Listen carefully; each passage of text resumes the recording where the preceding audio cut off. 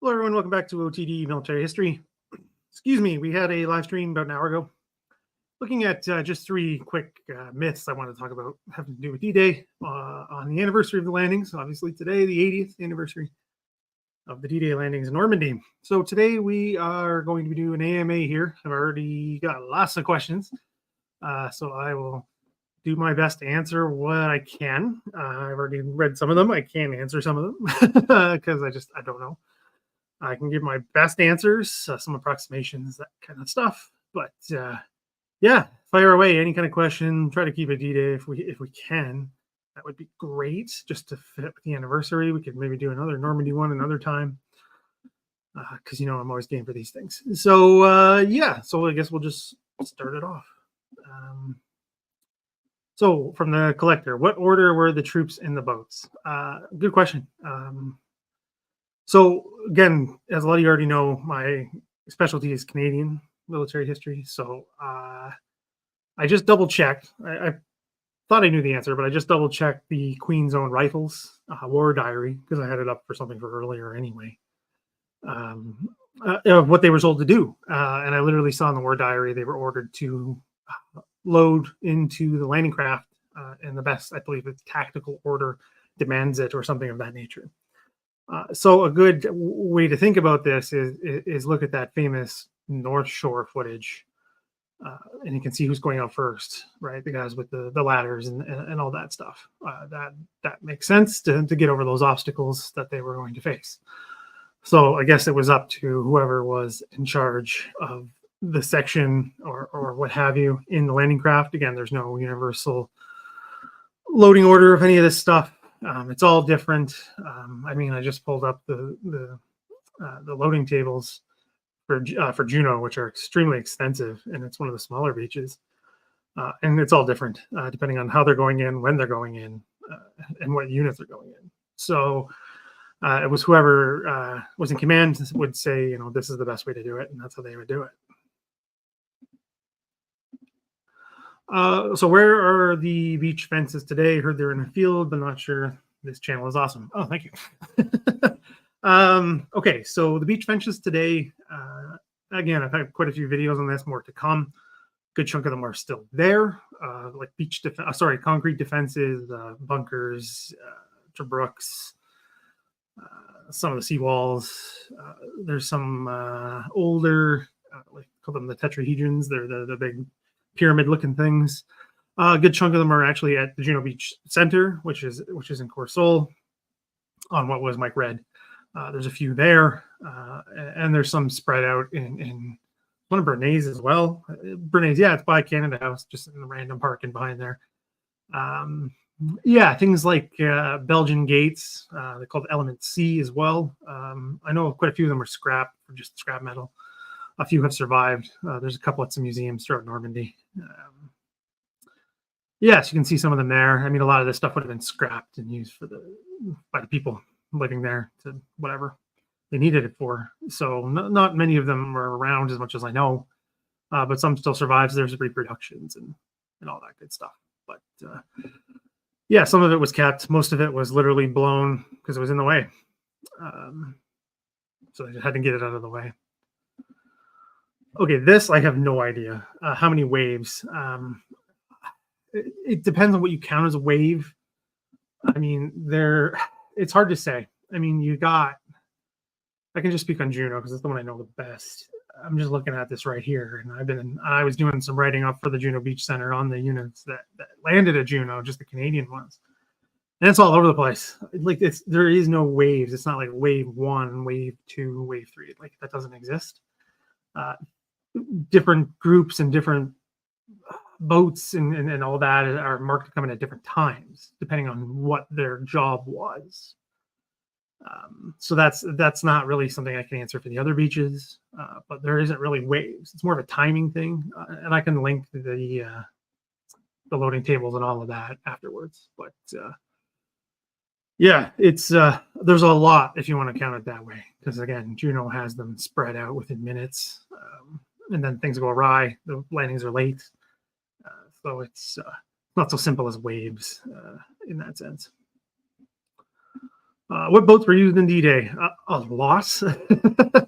I'm sure some of the more naval-focused channels have looked at that in depth, like Naval and Alex Clark and all of those guys. I'm sure have looked at this. I mean, we talk about the landing craft, right? You have the LCA, so landing craft assault, the landing craft tank, and then the bigger LST, which is a landing ship tank. Then you have the Rhino ferries, which are just a big barge. And then there's all kinds of ones that have been adapted to different circumstances. You have ones that are carrying rockets. Some of the bigger ones come in later. It's a lot of LSTs, though. It's like one of the best things they did during the war was make as many of those as possible. Really help the landings.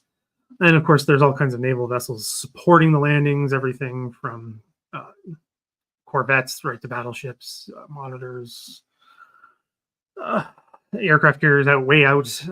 Everything is involved in this. Destroyers. It's biggest amphibious landing of all time, depending on how you look at it. But everything is used at the disposal for the landings. So thinking about this, I don't know for sure. I've seen some videos of people doing metal detecting in Normandy. It's on private property. So I don't think you can just go around and do it wherever you want. I don't even think it's allowed on the beaches. I can't say for sure because, again, I spent my time in the Canadian sector.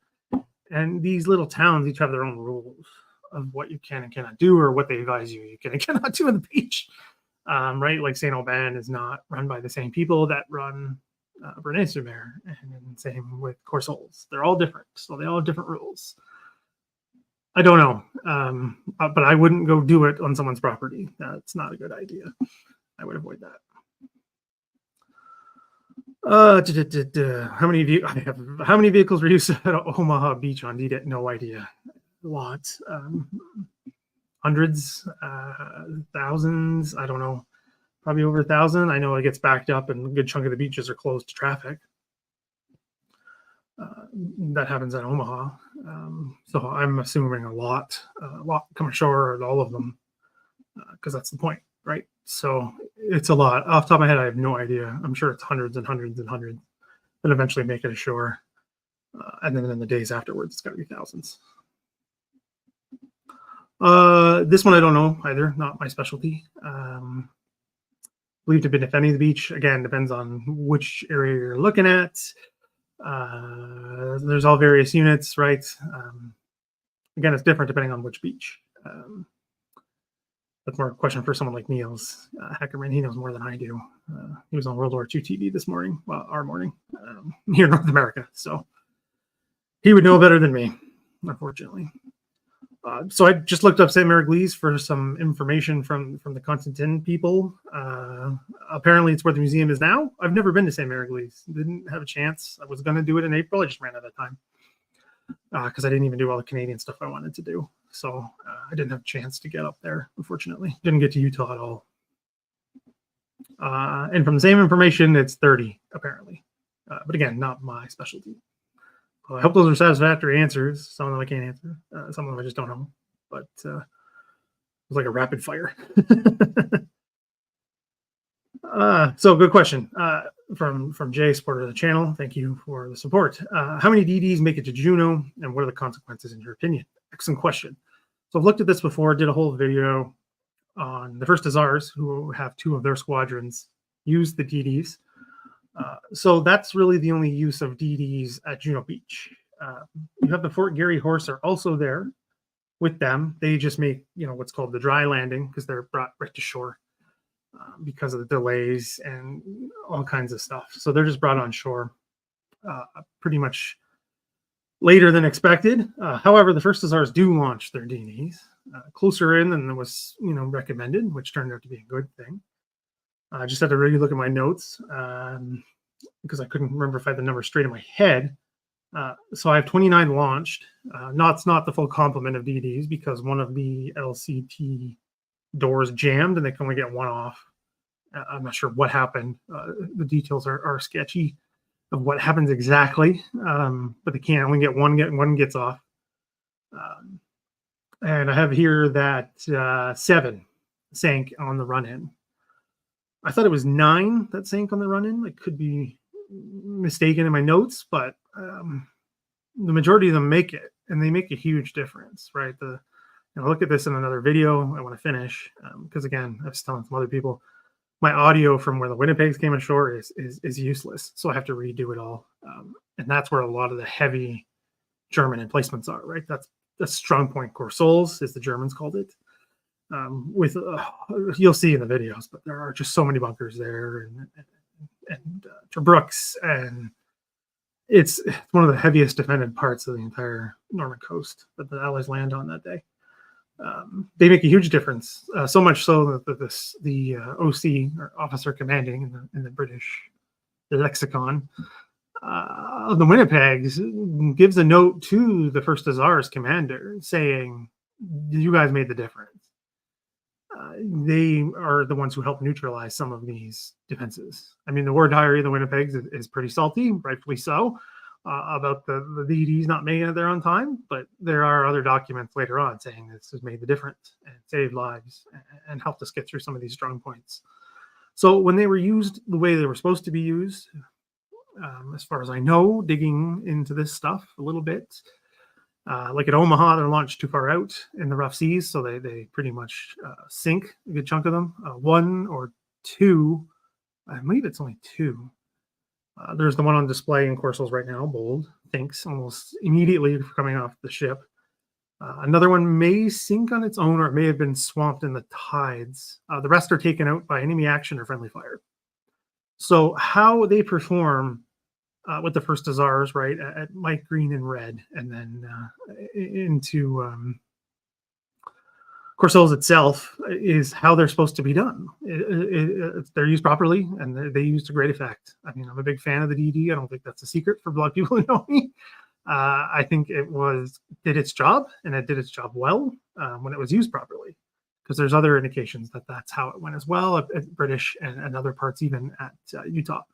So, I mean, Omaha is a disaster, as everyone thinks, because Omaha went poorly, it all went poorly. That's not the case. This section of Juno with the First Hussars supporting 7th Brigade is a success of how it was meant to be done. I mean, Leo Garapé, who's known for this, right? He was one of the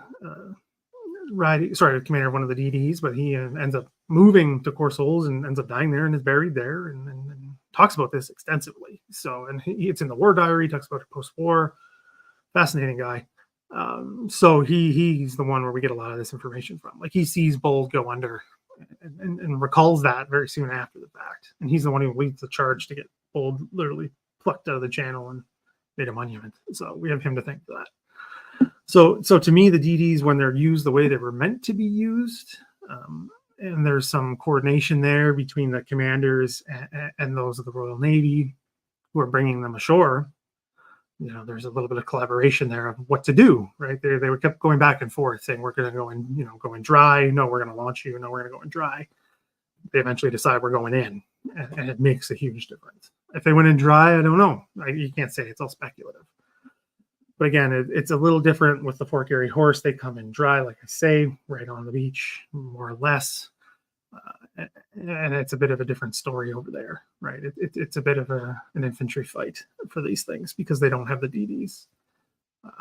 But the Winnipegs and the Reginas and the Canscotts do, and they make a difference.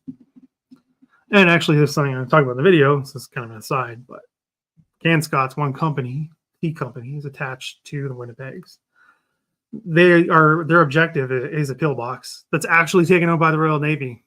The gunfire worked, and they were able to get their advance ahead of time, which is absolutely wild, which works out well because they're on the flank anyway. So anyway, that's probably for the video.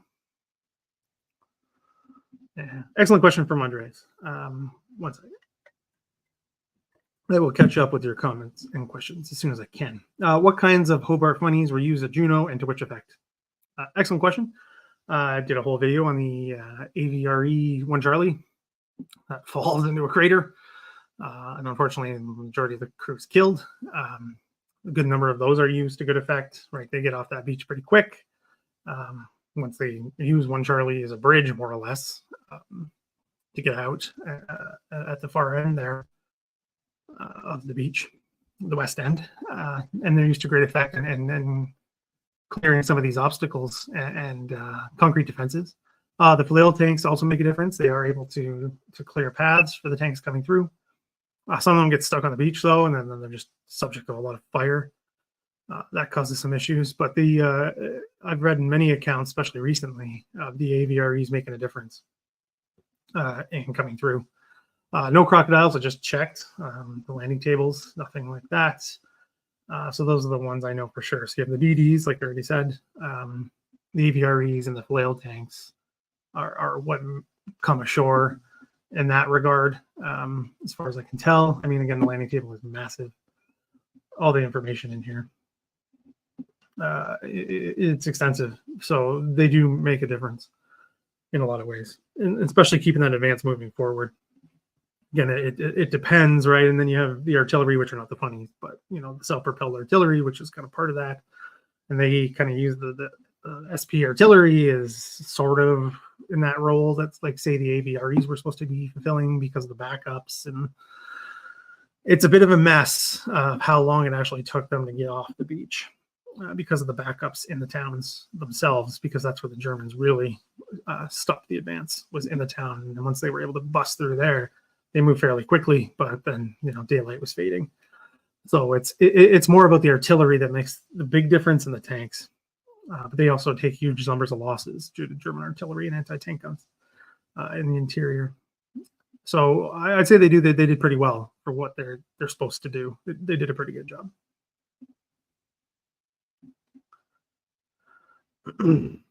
I can't speak for the Americans. Unfortunately, I can't. I don't know. Honestly, I'm not sure, because again, some of them use the LCAs, again, different than the Higgins boats, the LCVP. I don't know. I can't say for sure.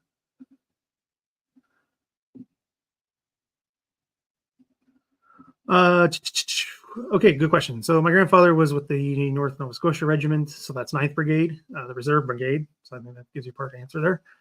I wouldn't talk about his war, not uncommon. I always wondered, was his regiment first wave? No. So I know it can get confusing with this stuff. I mean, with the names and some similarities to the British units, similar names. So you have the 7th Brigade. So I'll just do a quick run through of the overall order of battle. 7th Brigade is landing on the west side. So that's the Regina Rifles, Winnipeg Rifles, and the Canscotts. They land in Corsols area. Then you have 8th Brigade, which is Queen's Own Rifles, North Shore. They're the assault regiments, and then our battalions, sorry. And then the Chaudière, the Regiment de la Chaudière, are the reserve, and they come in at Bernays behind the Queen's Own.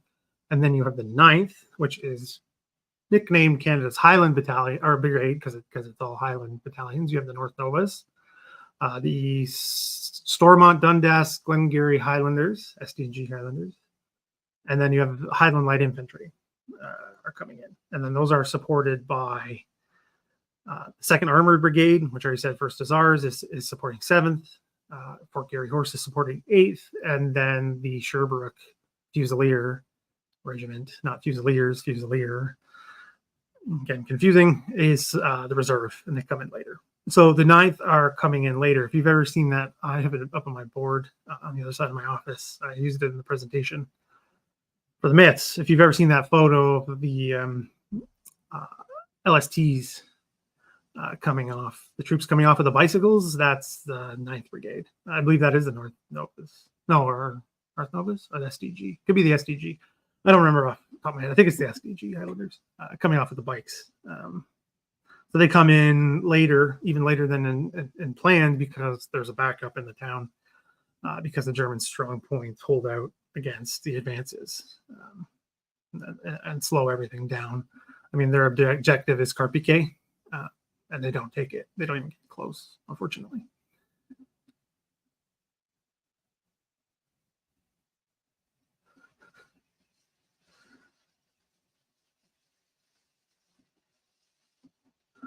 Oh, that's a good question. Sorry, I was just reading it. Have you ever run into the myth about FDR and Winston Churchill?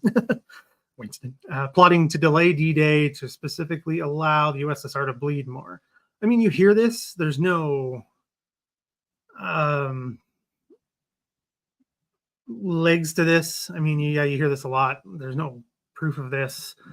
I mean, you have the idea that the initial landing, once things change over from the initial planning group, which is called Cossack. I don't remember the actual acronym, Combined Operations Special something something something. That's the original group, and then you have things move to Eisenhower with Schaefer, which is Supreme Headquarters Allied Expeditionary Force, overall command of the entire landings.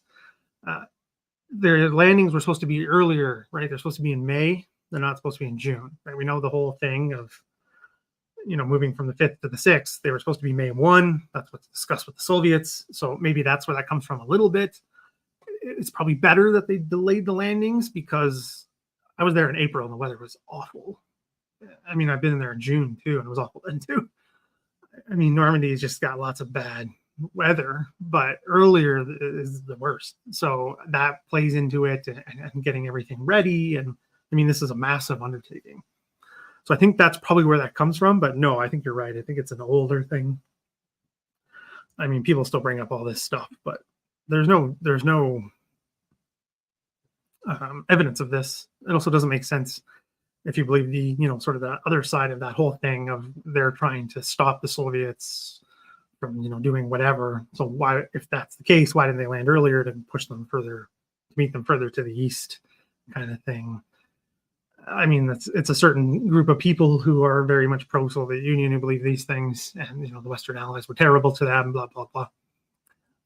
It's just like the people who are Nazi fans. They try to have it both ways, and you can't have it both ways. And there's no evidence of this. Just wasn't the case. I hope that answers your question.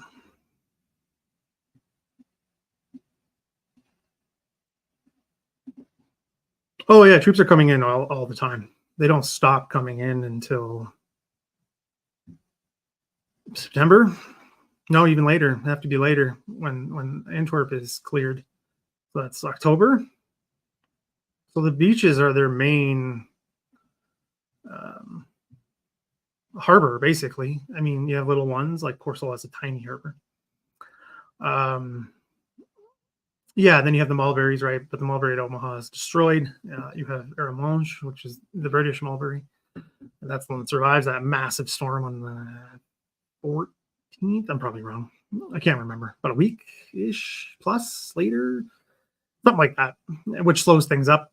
But yeah, and then they use the Mulberry Harbor to bring a good number of troops in, coming through there. So yeah, they're coming in nonstop through Normandy. They have to. It's the only place to come in until they get some of the bigger ones taken care of. But things like Cherbourg take forever to clear.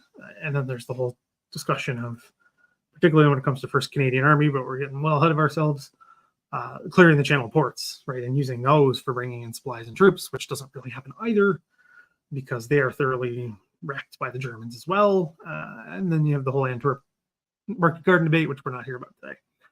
So yeah, it's constant. They're coming in all the time and just pouring in, and it's quite a magnificent thing, actually, that they're able to pull this off and keep this moving.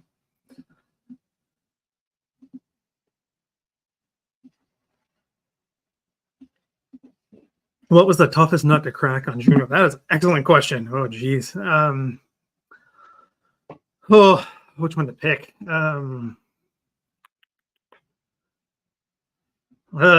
That's tough.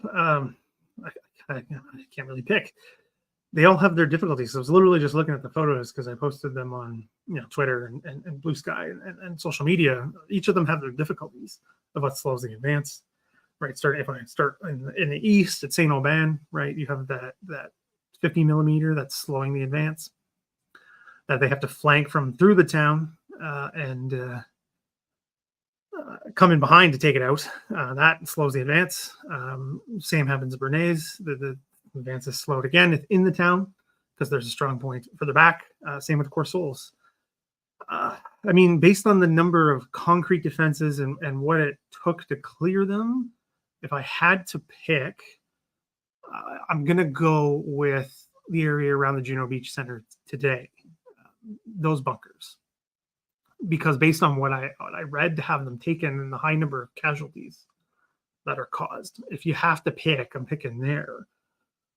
Because the casualty numbers are huge, and the fire is so intense that like the groups of engineers that come ashore with the assault waves, again, I'm using that term myself after already being asked about it, with those initial waves with the infantry themselves, get wiped out. They can't do their jobs. They can't help clear at all. I think it's the one that comes in with one of the field companies. I think there's squadrons. No, well, they're company and then there's section. Yeah, section within the engineers.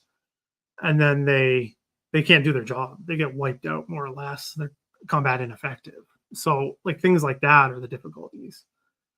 So that being said earlier with the DDs, right, showing the importance of those DDs is taking these positions out. But like I'm going to get to this, like I already said, my audio from that part of the beach is garbage. So the one bunker that they had to take out, Cozy's bunker or pillbox, as it's called, they're literally boosting each other up to the vents to chuck in grenades after taking massive casualties just to get there. And it's not that far from where they're coming in.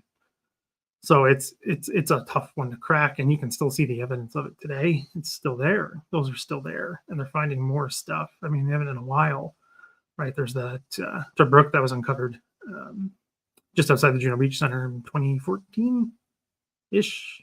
No, maybe it was even later, 2016, something like that. Completely uncovered, and you can kind of go in it. I kind of stuck my head in because those have met me in person. I'm not a small person, can't get in much. So you can kind of get in there. It's concrete and it's sealed up, so you can't really do much. But there's a lot of concrete there, a lot of defenses, a lot of element C, like I said earlier, with the Belgian gates, a lot of teller mines on poles. The same like you kind of see in Bernays that cause all kinds of trouble for the Chaudière coming in because they come in later and the tide's going up and they hit the mines that the earlier waves could see. Same sort of thing kind of happens at Courseulles, not as bad as my understanding. But that's a tough one to crack. And they still do a fairly good job at it. So it's a tough one, but then again, you could say the same for in front of Canada House. At Canada House today. Because they take massive casualties at the Queen Zone too, right? Again, I ride on Saving Private Ryan all the time for the way it's made people view D-Day, about just machine guns opening up on boats with the ramps coming down right as they can see them, which they can't because they're further back anyway. But anywho, that happens actually for the Queen Zone. A few of the boats, because Charlie Martin talks about this in his book. I showed it earlier. Again, if you haven't read this, you should. It's available. I checked Amazon on digital copies aren't that bad, like $12 US, 11 pounds, that kind of thing. Not much. It's worth a read. Great book. He talks about how the one to his right, because he lands to the west, so the left of Canada House, if you're looking at it, and he sees that the machine gun opens up on it. It's back in the town and rips them to pieces. So, I mean, you can make a case for any of them. You are welcome.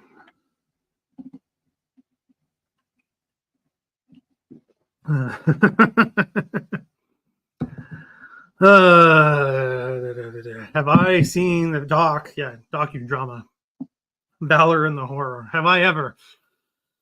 I haven't seen the War Amps one, but there's a lot of blowback to that entire series. A lot. There's a Hong Kong episode. I don't know. I did my dissertation in history on Battle of Hong Kong. So I know all of these episodes. There's Hong Kong, there's Normandy, and there is Bomber Command, called Death by Moonlight. Not a fan of the people who made it. Not a fan of their objectives. How they go about doing history, which is extremely poorly. I mean, there are two brothers that were head of this thing. One has passed away recently. It's terrible history, and they continued to make terrible history after this. They kept getting paid to make more.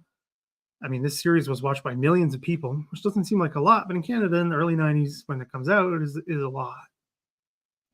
So yeah, one of the things that is said in the Valor and the Horror, particularly about D-Day, is that someone saw someone take a bunch of POWs behind the dunes at Juno and murder them. There's never been any other evidence to support this. The description the person gives, again, I haven't seen it in months, but I try not to watch it because it gets my blood going. It doesn't make sense to the layout of the beach at the time. It may have at the time when they're filming this thing in the early 90s, and they made up other narratives for Hong Kong. I know they did because I've seen the documents. So they took words and literally just made sentences up, claimed people said them. Did they do this with Normandy? I can't say yes, but 99.999% sure they made this stuff up based on little snippets because they did it for Hong Kong. So what's to stop them from doing it for the other 2 episodes? They just use it based on how it looked in the early 90s, I think, to make this story that Canadians are murderers. I mean, they call the guys in Bomber Command murderers too. The only vets they don't come after in the whole series are the Hong Kong guys because they get taken as POWs, so therefore they're poorly mistreated by those in charge. Because the one brother, Brian McKenna, was very anti-establishment and said this in interviews and podcasts up until his death. He was not a fan of authority. So anyone who was mistreated by authority, he didn't like them. He didn't like the authority, so he sympathized with those who he thought were mistreated. So I guess he thinks the Normandy guys and the Bomber Command vets were not mistreated by the government. So he's okay of calling them murderers indirectly. But that whole series is pure garbage and should not be used as history at all because it's not. It's terrible history.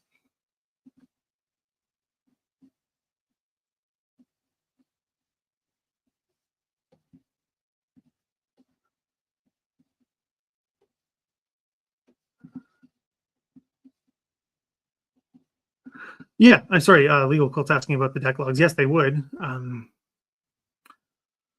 Yeah, I don't know. I mean, yeah. Again, not that they're wrong. It's hard to know if everything went to plan, right? Because the landings are delayed because there's a whole thing because Juno is the last beach to be assaulted to begin with because they have to wait for the tide to come up to cover some offshore shoals that would have caused problems for some of the landing craft. So, and then there's delays on getting these boats off. So, I mean, yeah, the things are loaded as they're loaded. So that would help. I've never done a deep dive into them because, I mean, yeah, they're important. But just in all honesty, the questions I ask and how I do my work, it matters, but not really. I'm more interested in once they hit that ground, what's going on. I mean, yeah, you want to kind of know how they're getting off the hop from that, but it's not something I've been able to devote much time to. Unfortunately, I'd love to, but again, I am on limited time because I can't devote 24/7 to just doing this stuff. I can't. I wish I could, but I can't because I can't support that financially. I have to work other things, so it's just I have to pick my battles, as they say. So I had to get the things that I think I could answer well in video format, and I would definitely love to do that in the future though. But that's a good suggestion. I should write that down. I was thinking about doing that, but I just never got to it, unfortunately. Well, Alex, thanks for popping in. I saw you were on TTV Atlantic, I believe. Hope that went well. No juicy info on the Brits, unfortunately. I've been keeping my Canadian focus. How to get a question answered? You can just ask it. I'm on a bit of a delay to begin with, but I will get to them. There was a lot, but I'm happy to answer any questions when I get to them. Good question, Andreas. Very good question. So, how long did the units who landed on Juno stay in the fight? Long time. So you understanding the bigger picture helps with this, right? So you have 3rd Canadian Division, right, which is the 3 brigades that I mentioned, plus support from artillery, armor, engineers, and various other services. But that's it. So 2nd Division, which is another infantry division, doesn't come in until later. They don't come in until July. So yes, they are rotating them out. They're not all 3 brigades in the front lines for the entirety of what's going on until, let's say, 2nd Div comes. 4th Div doesn't come until late July, and their first action is totalized in August 8th, 7th, 8th. And that's it for the Canadian Division. Right? You have 1 brigade armored brigade, and then 3 divisions. The other 2 are in Italy. So there's just not that many to begin with. So they're in the 3rd div guys are in line for a very long time, and they're rotating them out. They do get rest periods. Depends really what's going on, right? Because there's a huge, I don't like the word lull because it's not true, but so after, I'm getting a bit ahead of ourselves here. So you have the initial D-Day today. You have the push inland starting on the 7th, 8th, 9th, right? Setting up what have been termed the brigade fortresses, right? With 7th and 9th are setting up. 7th is based on Puteaux. I don't have a map, but, and then you have what happens to the 9th, you know, down at Biron and Nauty and Les Visons and all that area, or Vison, Les Visons. And all of that area, if you have a map, you can see what I'm talking about. And that's where the whole Kurt Meyer and the murdering starts. So those advances are checked. They can't get to Carpiquet. They abandon that objective. They try to advance another way. Le Misenel Patrie, that is bringing 8th Brigade back into the fight. And then they take mass casualties. It's a disaster. And I went to the ground with Woody, and we looked at this stuff at length and understanding why it went so poorly. And then that's it, pretty much. They hold their positions because that's the order: hold and wait, and let the buildup happen. Right, the buildup is happening in other places. More British units are coming in to support them. More armor's coming in, which makes a big difference later on. And you don't really have the Canadians starting up again until July 4th ish, with Operation Windsor and the push on Carpiquet. Right, and then the whole con thing is 4 days later. 4 or 5 days later, depending on how you count it.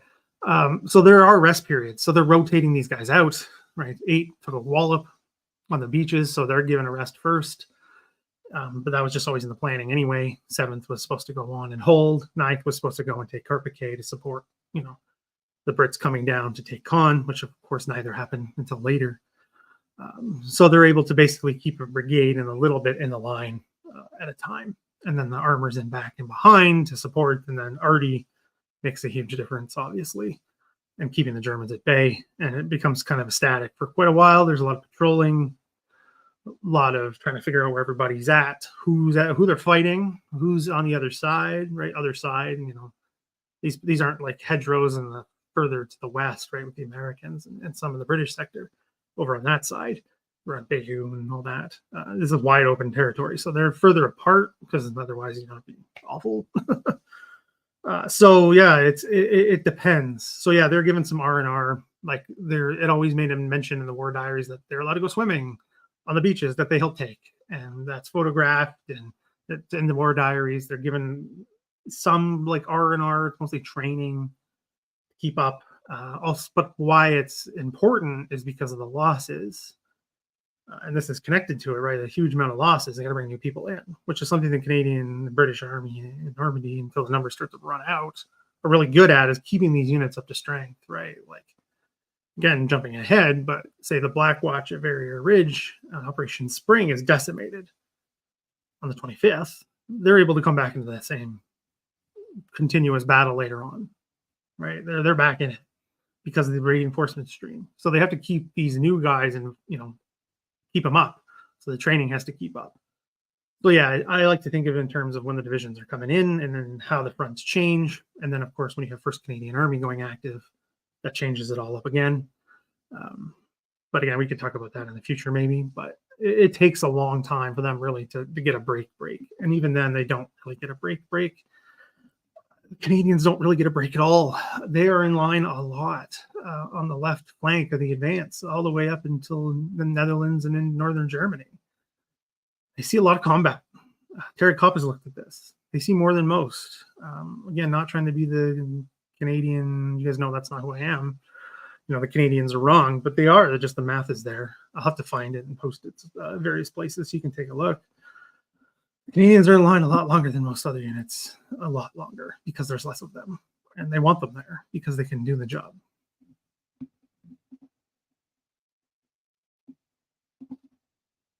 Ooh, longest day, fun time. Okay, if you were remaking The Longest Day, what would your portrayal of Canadian events be? Oh, that's a good question. Excuse me, I need coffee. Been up since pretty early.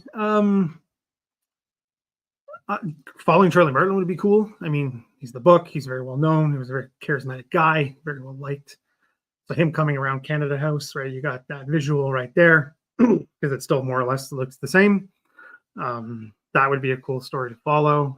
I mean, seeing the guys pushing up in through Courseulles, Bernays itself would be really cool because then they push past that into places like Benny and to the south there. That would be kind of cool. But I would probably be, I mean, Longest Day Canadians aren't even in it really.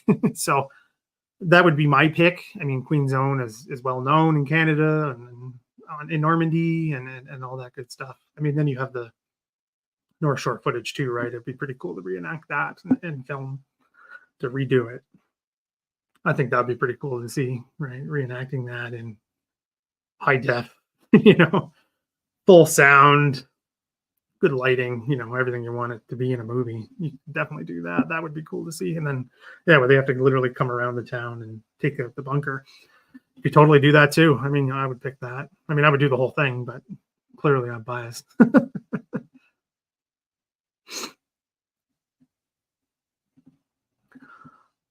Good question. Why are there so few books on the British and Canadian landings? I wouldn't say there's so few in the Canadian anymore. It's gotten, well, I've got a few of them right next to me. I got Mark Milner's book, Stuff of the Panzers, which I'm sure you guys are tired of hearing me talk about, but it's fantastic. It looks at the first few days after D-Day and D-Day itself. You have Fields of Fire by Terry Kopp, which is under my pile of books here. Another one that talks about the overall campaign, but talks about D-Day. And then Mark Zilke's books back there, a whole bunch of them, whole whack of them.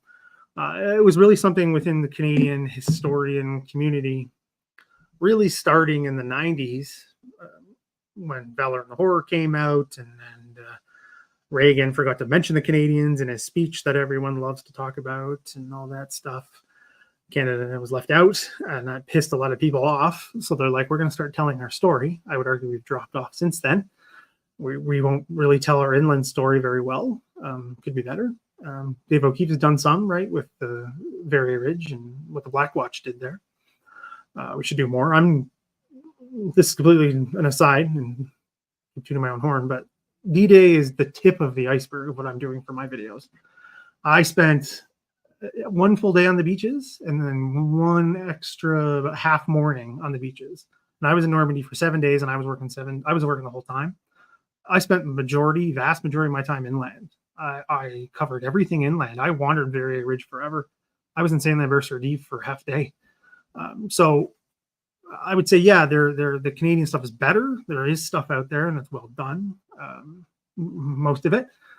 But inland needs more. As to the British, I don't know. I can't say why there's so few. I know there's not that many. There's new one out on Sword by Stephen Fisher. I haven't had the chance to read it. I don't have a copy or anything like that. I've heard it's good. So that's a good thing to hear, that there's that coming. The rest, I'm not sure. I don't know. I don't really know. I can't answer the British case because I've spent a long time looking at the Canadian. I'm sure it has to do with numbers and then, you know, the American markets. And there's a lot of interest in British Airborne, gets a lot of attention, right? Pegasus Bridge takes tons of the attention from, you know, those inclined to follow the British story. I tend to think of these things as there's only so much attention that people can hold. So things get, once they fill it up, it's over.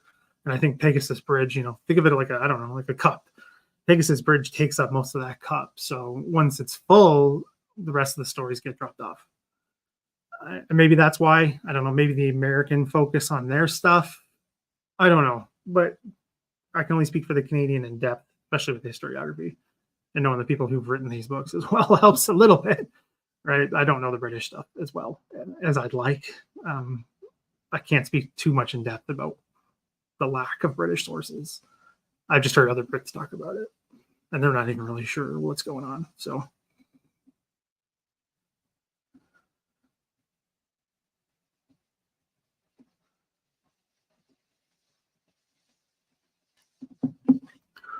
Sorry, 1 second.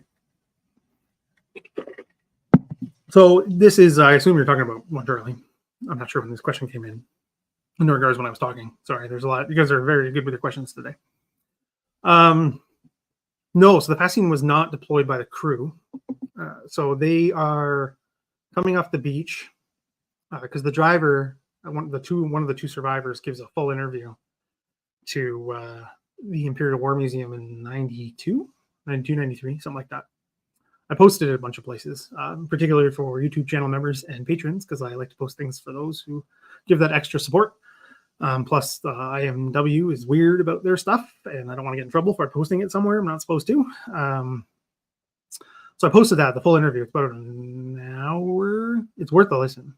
Fascinating guy. And his ashes were scattered at the location now of 1 Charlie.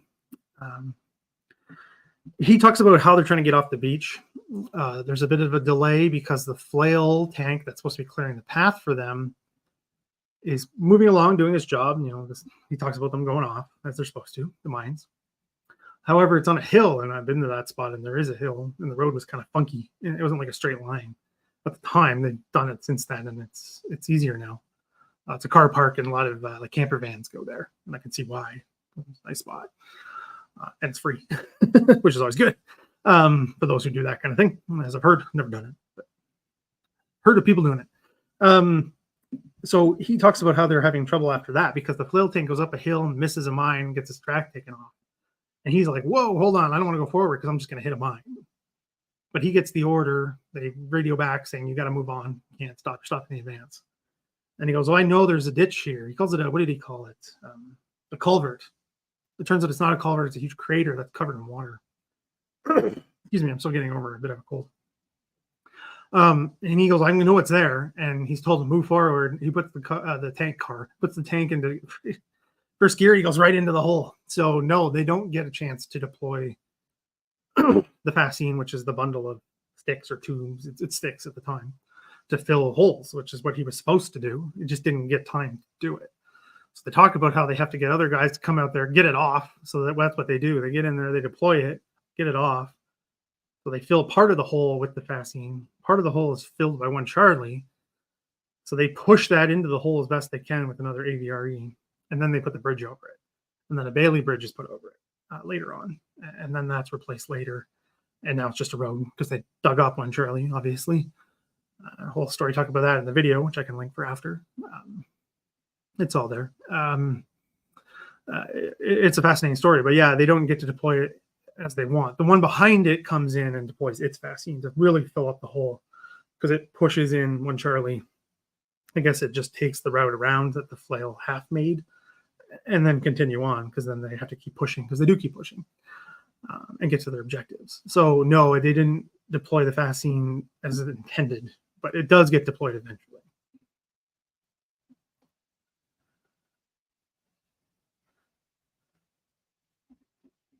Yeah, I mean that's exactly why. I think some come in at Thor though, if I'm not mistaken. But those are later waves. But yeah, they're right. They wouldn't have been practical.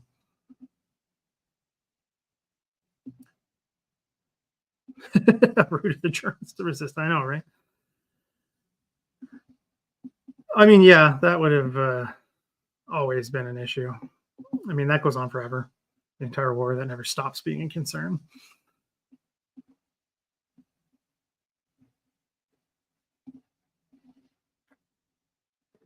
This is an interesting question. What if? What would D-Day have looked like if Operation Dragoon had occurred before Overlord, like was originally intended? Would the French Riviera become the focus of much fighting contrary to what actually happened? I don't know. If I have to answer, and I will, again, this is just a guess. I don't think so. I'm two minds of this, or two reasons why I think so. I've read about this a while ago now. I think it was a couple of years ago now. Getting to that age where a while ago is a couple of years. I can't remember where, but someone made an excellent point about the Second World War, particularly with Hitler's way of thinking. Yes, you have the whole numbers, and that matters in the East. But you also have what you value in terms of geography, right? France is right next to Germany, as we know. Him valuing, keeping the Reich protected is important. This is why you have the troops at Calais. This is why they want to stop the landing at Calais. This is why the armor's kept there. Yes, they think the landing's coming there. They just want to clog up any advance that can come that way. There's not as much in the south. Again, I could be wrong. I'm not entirely sure because a lot of it gets shifted northwards, right? In reality. So does a lot of that get shifted to the south? Potentially, yeah. I mean, some of these SS armored divisions are meant to move. Again, it's hard to say. Is that what would have been ordered? Would they have thought the same thing about, Normandy, that this is the feint and this isn't the real landing? I mean, that was the thinking back when this was Sledgehammer and Anvil, which makes more sense than Overlord and Dragoon. It's literally what they were called, right? It was supposed to be the Anvil and the Sledgehammer coming down. It's not what happens, right? Dragoon doesn't happen until August. And then it's a quick advance up the Rhone and linking up, and then the push into Germany itself. So there's that. I don't know. It's a hard one. That's a hard one to think about because of where those armored divisions are meant to go. But then again, do they have trouble moving to the south if that's the objectives, right? Because does the bombing campaign try to isolate all of France or isolate France internally? Are you just going to isolate the Mediterranean? Are you going to do both? Are you going to hide them? How do you hide that? I mean, it's so many questions. And I don't know the network of that area of the country, obviously, as well as I do Normandy, because I have never been there, but also I've studied this one a lot more. It's a different animal as far as I understand, because Normandy's got its own logistical challenges even in 2024, and people who drive like maniacs. And then you get a speeding ticket for going 7 kilometers over the speeding limit. Stupid cameras. Not bitter at all. But it's different. So again, I don't know. I mean, maybe there is places to make stands. I know that because they do later on as well. I mean, Dragoon isn't as well supported as Overlord. But again, that's a big what if. I think the pre-campaign, right, the pre-landing campaign would make a difference, right, with the bombing campaign and the naval campaign and all that good stuff, right? And do those armor divisions get released? And where do they get released? And when? And all that stuff. So that's a really interesting question. I don't know. But they abandoned that the sledgehammer and anvil plan fairly early on. It didn't really have legs, especially with Italy going the way it went.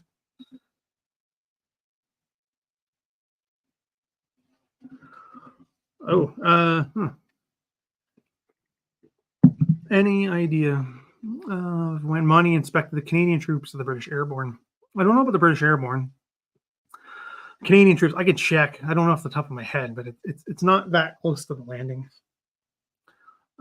for all kinds of reasons. It's fairly early. Might have been April. I can't remember. I read a couple books on Monty and his connection to the Army, Canadian Army, a while back. It's maybe in there. I'll have to double check if I can remember. You can maybe leave a comment down below after we're done. I can check, so I'll remember to check. I think it's fairly early, though. I don't think it's too late. It's not like Eisenhower and meeting the airborne the night before kind of thing, as far as I'm aware. Could be wrong, though.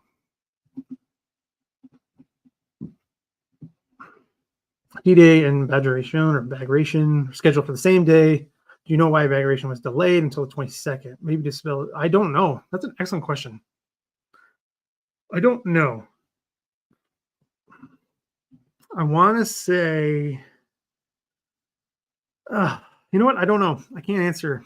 I think it's oh yeah, here it is, Mac. I thought it was logistical. It's a lot to move for the scale of the offensive. I mean, that happens in other ones as well. They're pushed later than anticipated because of logistical issues. Like Matt Cat's saying here, I think it's a lot to do with logistics. I don't know if it's necessarily for like symbolic reasons, but it could be. I wouldn't put that past Stalin because he did all kinds of weird things, and that was one of them. But I think it's a logistical issue.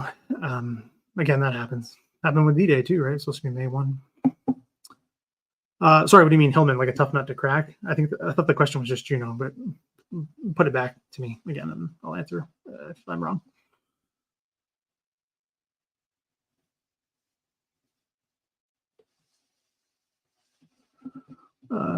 I asked my question because it seems people who refuse to actually look into records and evidence are fine with their selective reality bubble.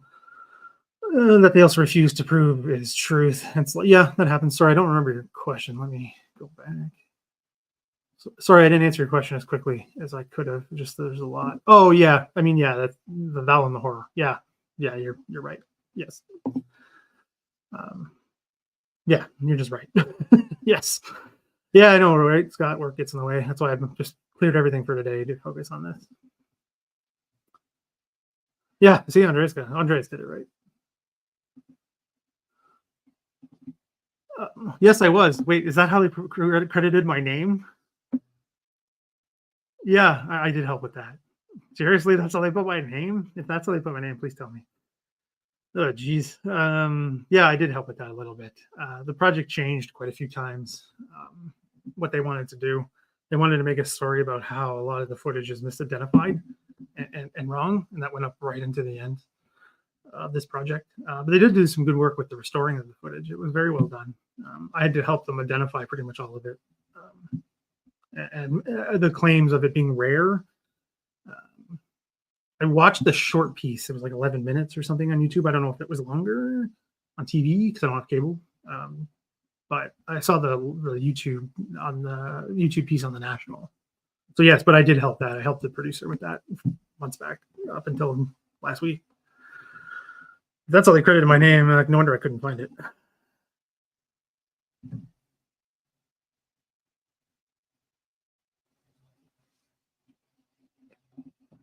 Were I subjected to any, good question from Alex. You subject to any bad history takes while you were in Normandy? No, not really. How do I say this? I was busy a lot. I was in places no one else was. I was wandering the beach alone a lot. I was in places like totalized territory, tractable territory on a weekday, so there's nobody around. I went to where Worthington Force was wiped out on a weekday. There was nobody there. A couple people were biking, stopped at the memorial for a break. They didn't even look at it though. So no, nothing really bad history takes. I knew where I was going. I had my plan in mind and I just stuck to it. I didn't talk to too many people. Because there's nobody there yet. It was still early. They were doing like all the painting and stuff when I was there. Like they were doing the last minute cleanup stuff. So like all the big stuff that you see, like those terrible posters for like the D-Day festivals and stuff like that hadn't gone up yet. So no, nothing really bad. I mean, some stuff that's just old, some old interpretations. Things like that. But a lot of the stuff, unfortunately, is falling apart. A lot of the memorials are old. A lot of the stuff is worn by the weather. It's not really what you're asking, but that's my observation. So nothing terrible. I didn't go to any museums. I went to the Overlord, Normandy Museum, whatever the one is in Bayou by the cemetery. I just went to their vehicle park. So I didn't go in. I went in the Juno Beach Center literally because the rain and wind was so bad. I just wanted to get out of it for a minute. But I mean, there's nothing bad in there. I know that. But I didn't do the whole museum thing because I wanted to get as much of the ground as possible, and I still didn't get everything I wanted, unfortunately. But yeah, no, nothing major bad. Not like somebody came up to me and started telling me stories or anything like that. I mean, that happens in Canada, but it didn't happen over there.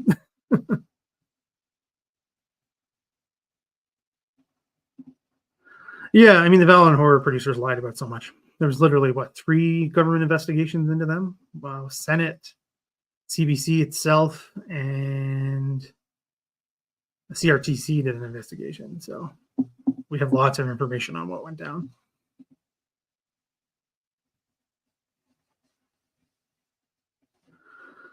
Yeah, I mean, the boy who couldn't miss about Billy Bishop. Yeah, it's a bit wild.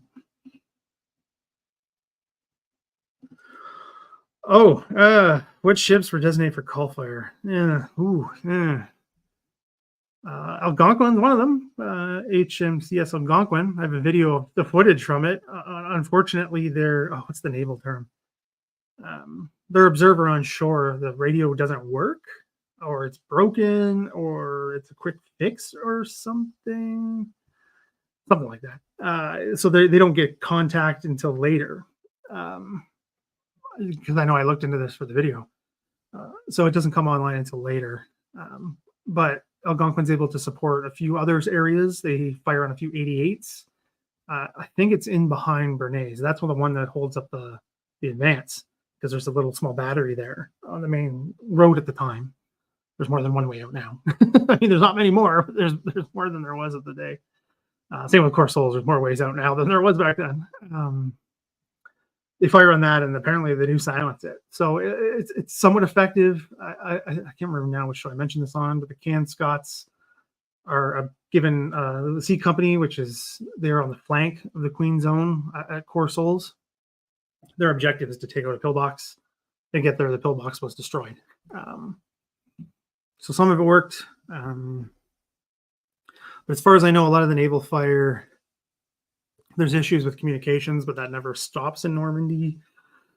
There's radio issues all day. There's radio issues all campaign long. So as far as I know, there's not too much. There's pre-bombardment, which is ineffective. Particularly, again, if you read the Winnipeg War Diary, they're pretty salty about it. I mean, rightfully so. They took a lot of casualties. But yeah, it's not, I'm sure, as much as they would have wanted. Even the guys, right? Because how do I say this? It looks bad, but in the footage, the guys are just on the deck sleeping because there's nothing for them to do at certain points. And this is in, the footage doesn't have sounds. You don't know what's going on. But when you do some digging, there's nothing for them to do. You can't just start firing, right? I mean, you guys know this, but generally speaking, if you don't know any of this stuff, you can't just start opening up with 4-inch guns anywhere you feel like, because you're going to kill your own people. So, and at one point, there's a landing craft with actually British commandos on it that comes to them because it's the closest vessel. And there's a lot of, unfortunately, dead and wounded aboard. So that's kind of when everything sort of springs to action again. And I'm not sure when the 88 radio call comes in, but it's not from the shore. It's from another vessel, I think. But again, I made that video a long time ago, so I might be getting my details wrong, but not much. There's a lot of issues with that, and there's a lot of issues with the artillery on the ground too, because of comms, big comm issues, right? Those radios, the 24 sets, what are they, number 24, and the big one, 42. Sorry, I'm not the tech guy, but it's just the geography of Normandy, and then again, one thing can go wrong, and there goes your whole radio comms. So it caused a lot of issues that way. And again, the delay in the landings as well, right? Guys couldn't get ashore. Some don't get ashore until the next day, so they can't fire if they can't get told where to fire.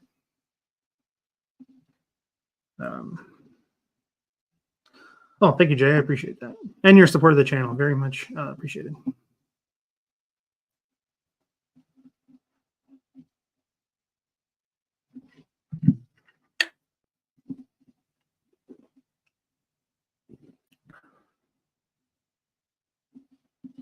Yeah. Oh, I mean, same.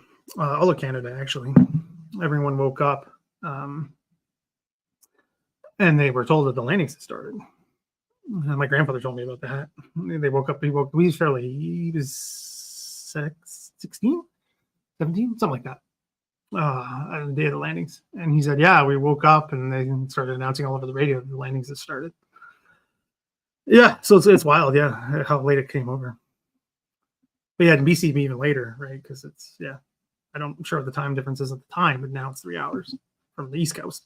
Well, 4. I count ourselves as the East Coast, but obviously Atlantic Canada's not going to hear that. Like to hear that if Alex is still on here.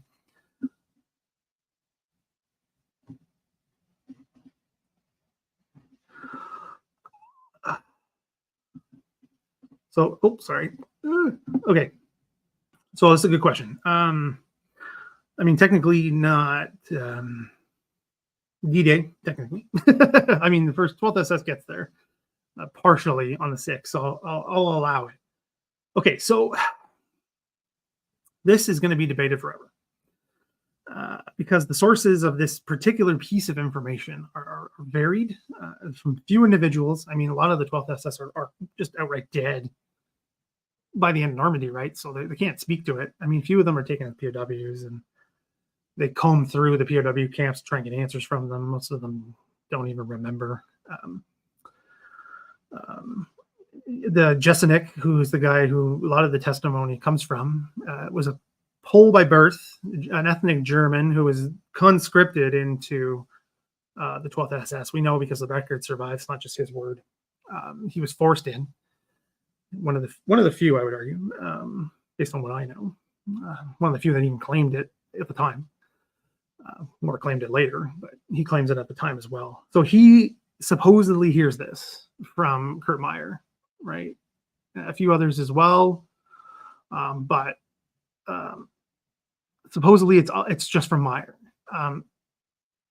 because he's in command of the 25th Panzer Grenadiers, or 26th, and Moltke is 26th. Why I'm bringing that up is because these are two regimental commanders and they both do the same damn thing. They're murdering at the AVRE, they're murdering in Ati, they're murdering in Biran, but they're also murdering at Puteaux. So is it coming from above? I mean, technically, yes. I don't think it's an order from above. It's the SS. I think Phil Blood said it the best. They're a death cult. They're a murder cult. They're all about murder. They only start themselves with murder. They end themselves with murder. It's all about dying and murdering and killing. So all they all are about is killing people. It doesn't matter how or when or what rules or anything. They just want to kill. That's all they do. So is it just an organizational mindset? Yes. I mean, I had Phil Blood on a while back. We talked about this at length. If you haven't seen that live stream, you've missed a good one. Yeah, it's they both end up doing it. Other ones do it as well. Subunits. I mean, the book right here. If you really want the details, you read Howard Mongolian's book, Conduct Unbecoming. And I will be making the videos on the AVRE and the other locations I went to. I went to more than just the AVRE because there's murders all over the place.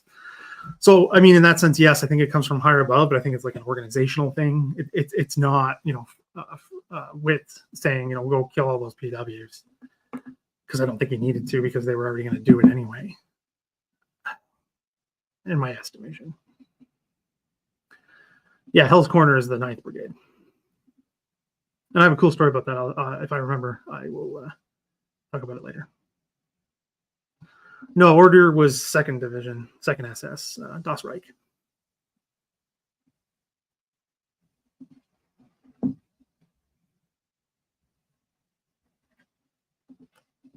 So the thing about the AVRE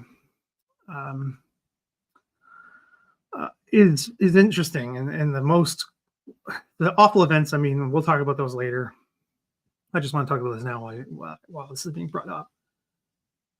Is the murders make no sense. The majority of the POWs that are processed through the AVRE live and are taken back, no problem. The 2020, well, over time it's 20.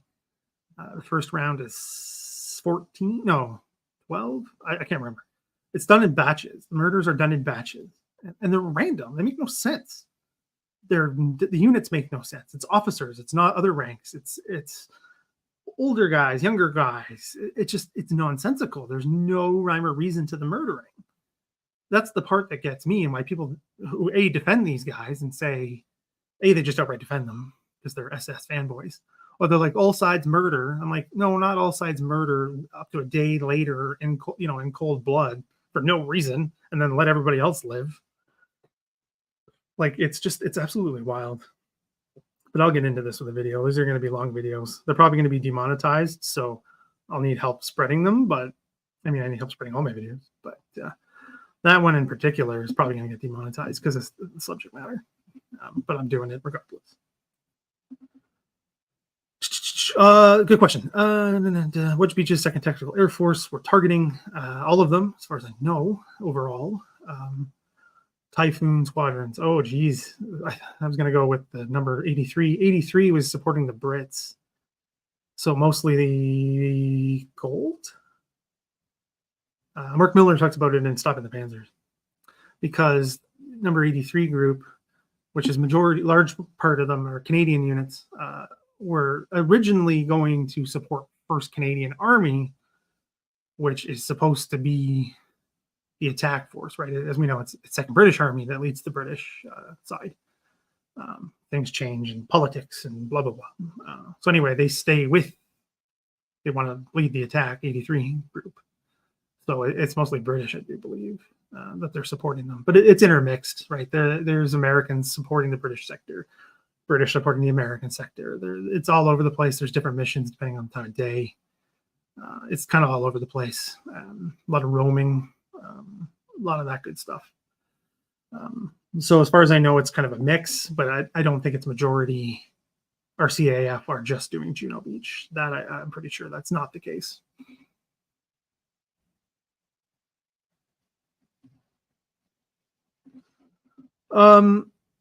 Yeah, sorry, I know it's not really a question. Yeah, I mean, well, second div has DEP is the issue, right? They have to rebuild the division, because I did some digging on this a few years back. I was going to write a paper, I just didn't end up doing it, about how they rebuilt the second div. So yeah, third division had more experience with tanks. I mean, they were assigned as the assault division pretty early on.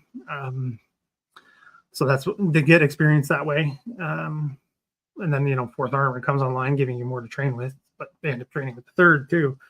So yeah, I mean, yeah, there's a lot of that too. A lot of moving pieces. I should write one. Oh, a book? Oh, geez. I don't think I can write a book. Yeah, I don't know. I don't think I'll ever write a book, but we'll see. We'll see. I'd love to write inland. Okay, yeah, sorry, I'm getting caught up in my own brain here.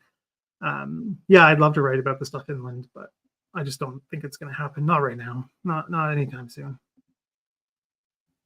You're welcome. Sorry, I'm not sure which questions I'm answering or not. You guys are asking lots of good questions, and guys, I love giving my answers. So, yeah, well, I mean, you'd have to talk quite a bit about the can loan, particularly when it comes to sword, just because of the units involved and the officers that are in there. Yeah, I'll have to take a look at the book, but not right now. Too much going on. Way too much going on. Oh, where did you hear that? I'd love to know where you heard that, because I have some thoughts on that I don't really want to share online. But maybe I can talk to you about that, Kevin. Well, I can see that. Yeah. Yeah, I can see why.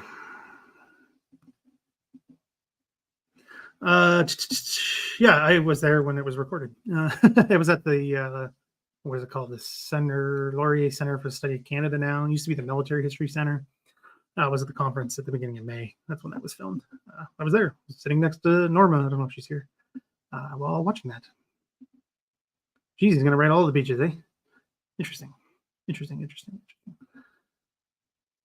Yeah, gold needs it at 2, I think. Gold is probably the better bet. Yeah. Very few. Yeah, not many, but they are there. They come at night, mostly.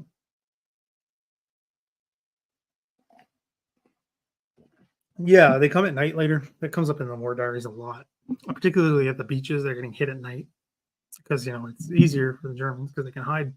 I mean, it's a lot of, how do they describe it? Like panic, panic and things like that. The effect is, material effect is minimal, but they're still there, unlike what the longest day would have you believe. But the war diaries are awash of this stuff. They're getting hit, and I did a post on social media for the RCAF Foundation. Canadian Mustang pilot gets killed. So they're there. It's not anything close to what the Allies can muster by this point. I mean, that's the point, right? That was the point of things like Big Week and the campaign up until that point in the air. So, which worked.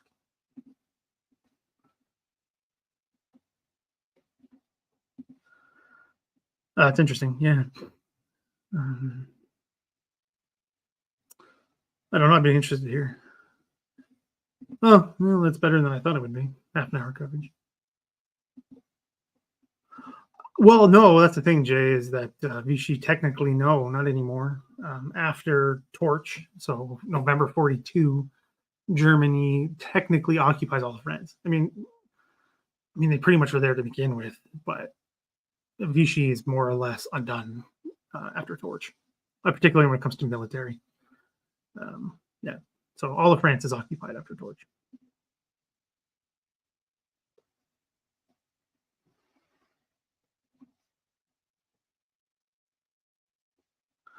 Can I tell you what the Canadian Airborne did on D-Day? Yes, I can, and I know you watched the video.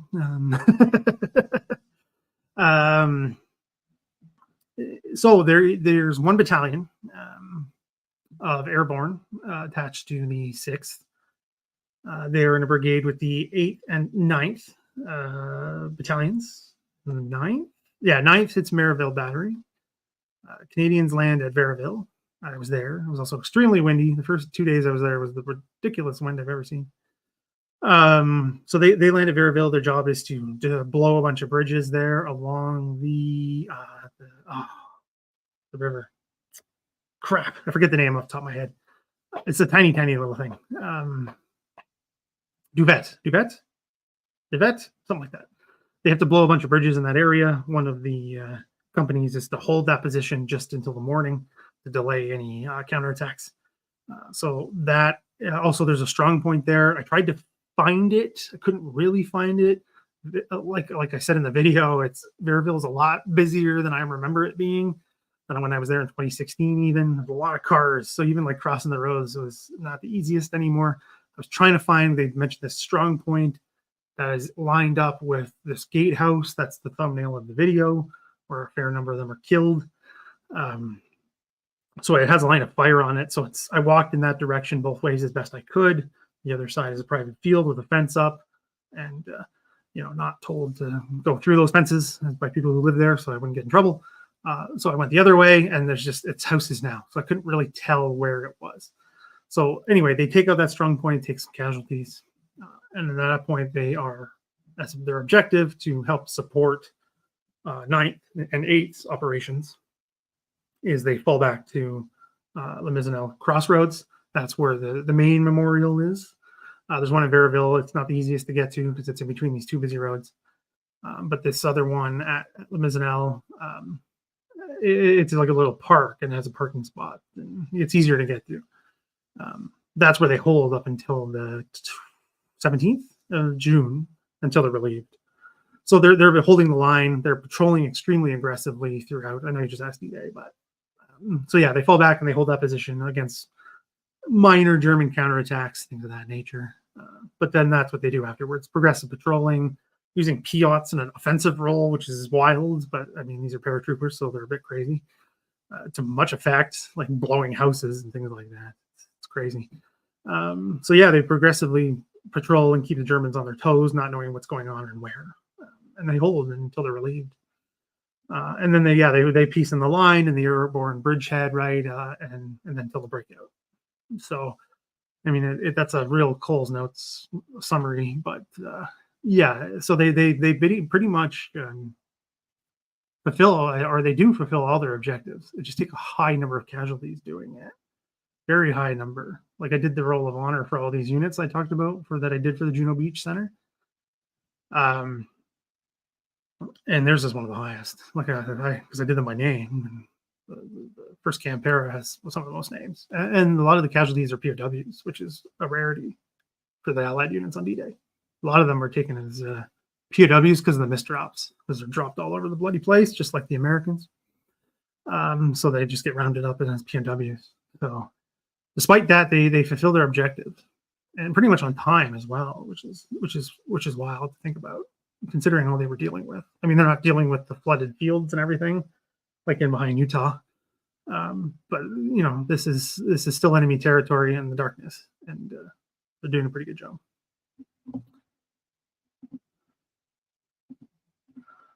So, okay, hold on. So why are the Canadians allocated to Juno? Excellent question. Very complicated question with a very complicated answer. Again, if you want the in-depth, this is the book to look at, because Mark Milner looks at the planning of all of it from the beginning, pretty much. When it's Harry Morgan. Harry Morgan's an actor. Morgan, I can't remember his first name. British, who's originally the head of Cossack. That's where the planning of Normandy starts. Like I said, first Canadian Army is supposed to be the spearhead, right? What is it? McNaughton calls it the dagger pointed at the heart of Berlin or something like that. On the cover of Time magazine and everything. So Canada is supposed to be the assault, taking the head of the assault. So they're put in the middle. So they're always in the middle. They're always supposed to be in the middle. Obviously, Montgomery expands the plan, changing it. So that's why the Canadians get allocated to Juno in the way that it works out. They were supposed to be that spear point. First Canadian Army was supposed to be. Obviously, that's not what happens. And then they become the spear point for the breakout, right? With things like Total Eyes Intractable and the push to Falaise, right? And meeting up with the Americans coming in from the south, right? But that's changes on the ground. But that's the really quick version. It's more complicated than that. There's a lot of internal politics going on. There's the whole politics with McNaughton and Allenbrook. And then Criar gets involved. And I mean, this is like soap opera level stuff that I find fascinating that only other, Canadian history nerds or military history nerds really like. But it's got all that drama you want, like interpersonal conflict, backstabbing. McNaughton thinks he's friends with Allenbrook, and then, Allenbrook gets him fired. And it's just, there's lots of stuff going on in there. And that's part of the changes. Monty makes changes. It's a long time, right? So plans are going to change. But that's a good reason why the Canadians are allocated to Juno is because they're supposed to be taking this middle ground position to push forward, stop that armored counterattack, stunt it, and then they can continue the advance. Obviously, it doesn't happen in that full way, but that's the idea, right? When it was supposed to be 3 beaches. It was not supposed to be 5 originally. Monty changes the plan. So you get what D-Day actually becomes.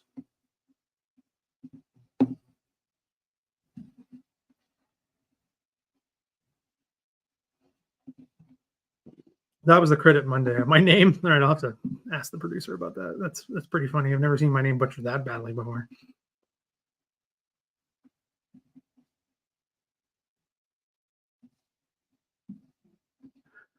Oh yeah, I'm sure it was crazy in May.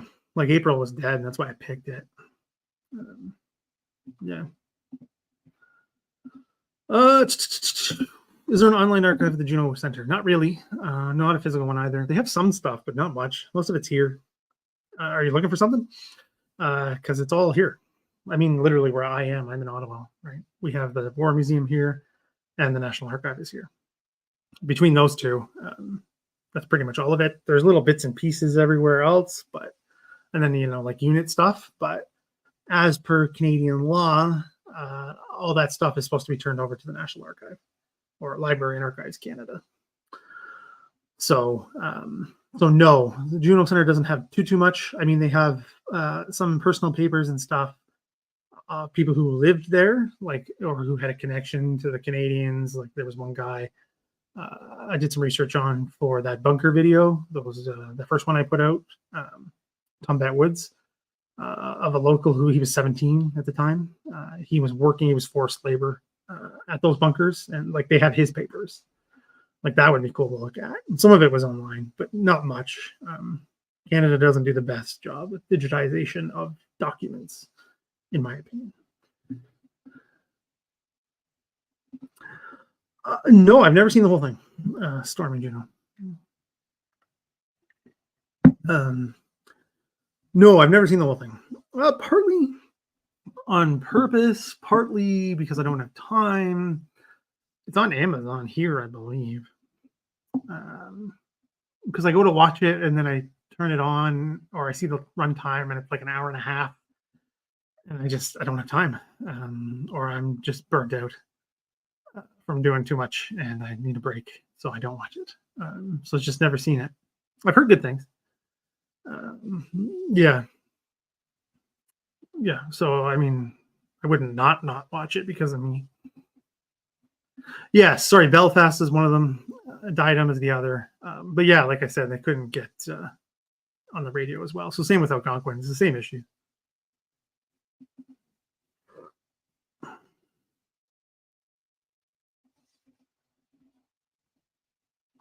No, the salt is a major issue. Some of the geography is also an issue. I mean, that comes up later when it gets more hilly kind of thing. But yeah, I mean, it takes a little, it really, like you said, it's the tubes. Anything can break them, or even just it's combat, right? There's all kinds of particularly in the early days of, those universal carriers carrying the big sets, getting hit by mortars and exploding. And what are you going to do? Right? Once the whole thing is gone, you're done. Right? I mean, there's other radio nets and stuff, but it's not designed to do that. It's not designed to go down to that level. So it causes all kinds of issues. Comms is always an issue in Normandy and in war. I don't think that's even changed today.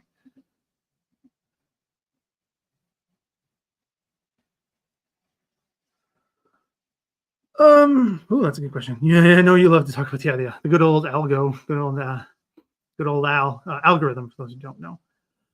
Any thoughts on why such a good performance on the one Charlie video and how to replicate that? Is it a number of views, meaning is that number? Oh, sorry, yeah, meaningful dollar wise. Excellent question. Okay, so why do I think that one did well? Partially thumbnail, I think, played into it. Because that, we're humans. We're those of us who don't have. Sorry, I'm just looking it up right now. Because it's still doing well. I think I did a good job with the thumbnail because I'm not a good designer in these things. Like, I'm terrible at it. I'm trying to get better, but I just don't have the brain for it. Yeah, I think it's kind of a clickbaity title. I mean, obviously, it's not the worst out there. I mean, it's the buried D-Day tank, decades under the Normandy sand. I think that helps. I think I took a good photo. Been working on trying to up my photography skills a little bit. And the sun came out at a good angle at the right time, so that helps. So I was able to do that and play with the editing a little bit. So I think that's good with it. It got shared a lot. In terms of the money, it's not great. I mean, what is it at now? 28,000 views. I mean, that's better than I've ever done on a video that quickly. The money is not great, but if I could replicate that, like, every 5th video or something like that, I think would be better. Still need more help with things like Patreon and YouTube channel memberships and whatever people can help with. Those are extremely helpful, and you get lots of benefits for doing those, which you guys need to take more advantage of, because that's why I put them there. But I mean, it's sometimes it just clicks and sometimes it doesn't. Like one time I had to take something down for something, and it was doing really, really well, but it had to come down because of some monetization issue or something. And I put up basically the same thing with a few changes, and that video bombed. It was pretty much identical. So, I mean, it's timing, it's interest, it's titles. I've been trying to work on this stuff, but again, I'm not the best at it. I'm trying to do my best. It's just, I'm a historian first, right? So I'm not a creative designer by any means. So I'm working on it, but it helped, and it is helping. It's still doing very well. The views per hour are fantastic. If I could replicate that, then I'd be in business, and the channel would definitely keep going. But as of now, it hasn't happened yet. I'm hoping today and the next little bit helps a lot. But yeah. Another question from Alex. Ever research? No. SOE? No, not much. Hardly at all, actually.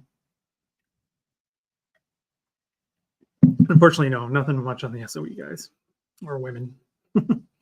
No, unfortunately, no.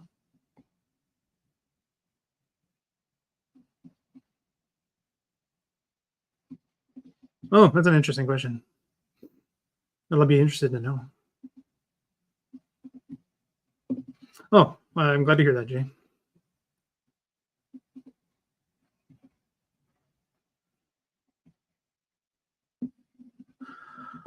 Sorry, that's funny. So Mark Milner was working on this.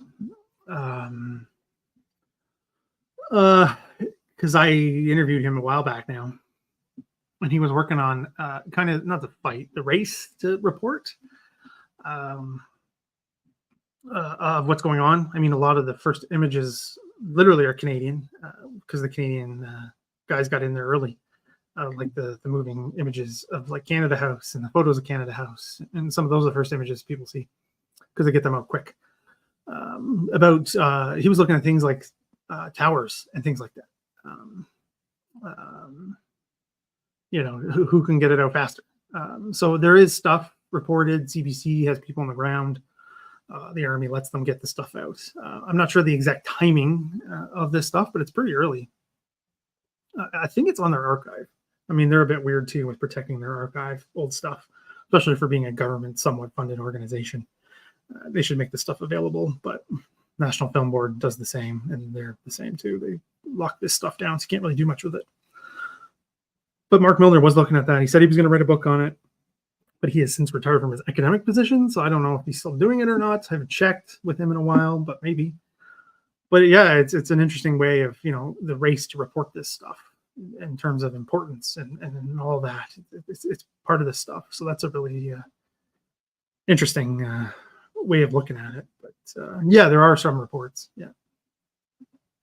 Was anyone charged with murder? Well, lots of people, for all kinds of reasons. Yeah, there's a lot of murdering going on. Was the 12th SS the worst German units for committing atrocities, or about average? In Normandy, you mean? If in Normandy they're the worst, yeah, they're the worst. Isn't that we know of? Yeah, like there's not that many reports of hair units doing much. First SS doesn't really do much. I mean, the 12th SS gets the moniker of the murder division, not from the Allies, but from the Germans themselves. So that should tell you quite a bit there. The POWs is capturing them, sort of calling, telling their interrogators of the Allies. They called them the murder division, either the baby division or the murder or kids division, depending on how the words were translated, what words were used, which is interesting. Andreas speaks German, I do not, but I've just seen how it's talked about in some of the papers, and how stuff was translated if it was done through Schaefer. Sorry, tangent. But yeah, they call them the murder division, and that's the Germans calling them that, and that's other SS units calling them that. So they're the worst. And the descriptions, because we have people who survived these attempts on their lives after they've surrendered, or who crawled away after being bayoneted or shot or whatever, saying they seem to enjoy the killing. Like it's something they liked doing, because it doesn't stop for days, right? It goes on forever. It was 156-ish that we know of Canadians who were murdered. And it's all, as we can tell, as far as we can tell, is 12th SF. All of it for the Canadians. There's 2 Brits that I know of guaranteed that are murdered by the 12th SS. They're also commemorated at the Chateau d'Audry, along with the Canadians. I forget the unit they're in, off the top of my head. It's been a bit of a long day. Durham Light Infantry, maybe? I could be wrong. I don't want to keep guessing. Yeah, so in terms of Normandy, they're the worst, right? I mean, this isn't taking the level of the East, with the constant murdering, and every unit's doing it. I mean, there's atrocities against civilians. The 12th SS commit atrocities even before they get to Normandy too, right? Like they're murdering all the time. I mean, so does the Das Reich. But I mean, as far as I can tell, the hair didn't do like what they did in the East. Also, the hair units are getting walloped, so not a lot of time for murdering when you're constantly on the run. For a good chunk of this, right? And a lot of the population hid, rightfully so.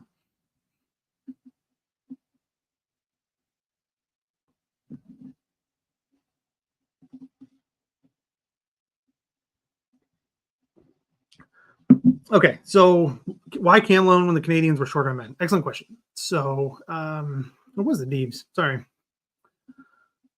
I thought it was the Duvet. Anyway, doesn't matter. The river outside Verville. It's tiny. I drove over it by accident. I got lost. I went too far. Anyway, so at the time they were not short on. So these are just officers. So Camelon's just officers. It's not enlisted, or as the Americans call enlisted, British other ranks.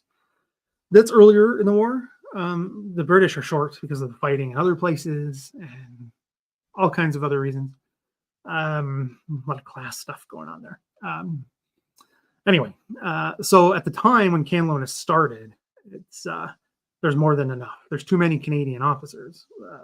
They eventually close the program because they can't supply them anymore because they run out.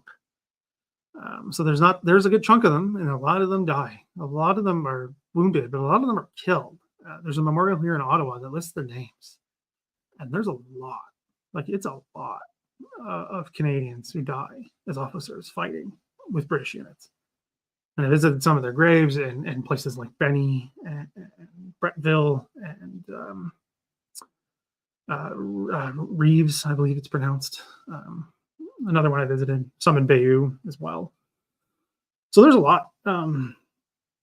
Yeah, there's a ton. So eventually it does it. They stop it because there wasn't enough. But initially there was more than enough. Officers were just hanging out in Canada doing nothing. Oh, geez, that's an excellent question. Is there evidence of Luftwaffe recce photos of the invasion fleet or beaches? Not that I'm aware of. I mean, not to say that it wasn't done. But I haven't seen anything. I've seen the Allied ones, but I've never seen the German ones. Not to say they don't exist. I mean, it wouldn't surprise me, but I mean, the fleet moves fairly quickly at night, so that recce's not going to do much good in terms of a photo because you're not going to be able to see anything anyway. But I don't think for the beaches once the fighting starts because they've been there for years, right? What good's that going to do you? Because you don't need to know the lay of the land because you've got that well documented already. So it would just be more about movement, I guess. But I don't know. That's a good question. I wonder if anybody else has any idea. I don't know. Yeah, that came. I remember that. So that came out the same time as Band of Brothers. Pulling on that whole popularity. It is very good. Yeah, it is very good. Yeah, Frederick's book. He's a Cameron officer done through the Vickers. I know exactly what you're talking about, Rob. With Rich from the Vickers. Was it Vickers MG Foundation Research Group? I can't remember. They put it out. He wrote a book. Frederick. We had him on the channel to talk about it. It was fascinating stuff. And Harry Morgan was a pirate in Rum. Yes, he was. Yeah, Harry Morgan's the guy who played the guy at MASH. Yeah, there we go. Yeah, you should get Mark's book. It's good. I am catching up here. Oh, geez, did they ever have to result to see? I don't think so. The only thing I know of the flags, and I put that in the last video about Canada House and Renee's, is there was signals for the beach exits. So, come here, drop the guys here. But I don't think they're using Seafamore. I don't think that would work. A little bar. Yeah. Oh, well, thank you, Jay. That's very appreciative of you saying that.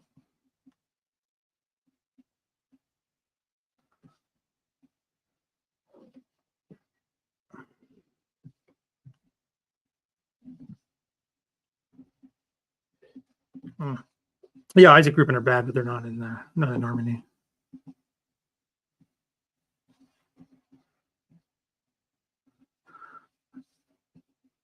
Yes, it was a Devet. Yes, so it is the Deves. Yeah, because the Deve it's further to the east. It's confusing because the Deves is also further down, right? So it's all connected. But yeah, I guess that's technically correct. But yeah, anyway. Yeah, so that's the river that works its way up to the coast. It's pretty small. It's like road. It's not even a bridge. It's like I don't know. These things are called differently in France. Here, we probably wouldn't even name it. In North America, probably wouldn't even have a name. To me, it looked like a drainage ditch. Like it was through a pipe. Like here, we don't name those things. So it's just that water there. We only name the big stuff here.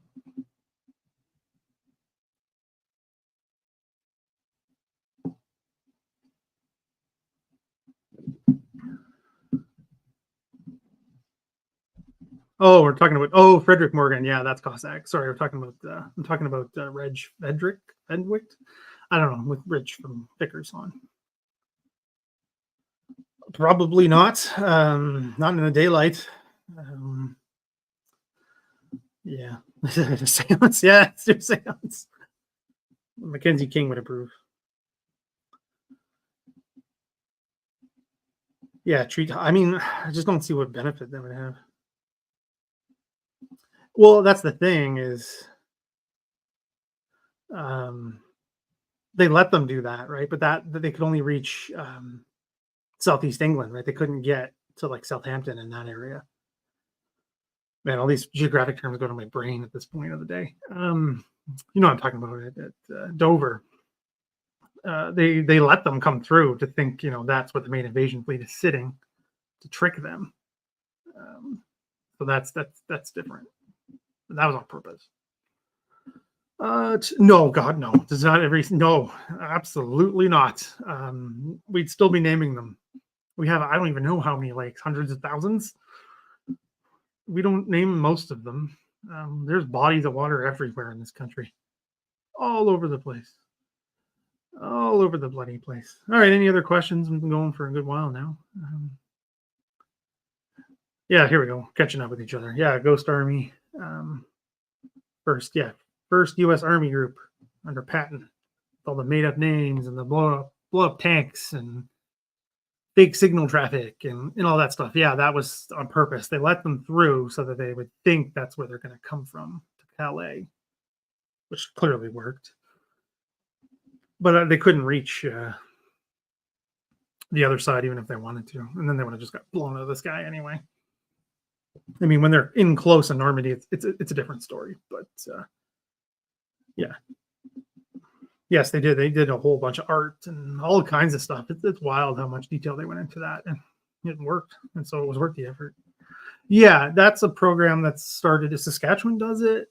I think Manitoba does it as well. A lot of them are in federal land, so I'm not really sure who controls the naming. All depends on who owns the bloody place. But there's a lot of them. They're never going to name them all. There's too many. There's lakes inside of lakes on islands, and it's wild. When did the Tiger get to Normandy? Pretty soon. Well, we have Villers-Bocage. So before that, yeah. So pretty soon. Well, that's the 101st Battalion of the SS with Whitman. So yeah.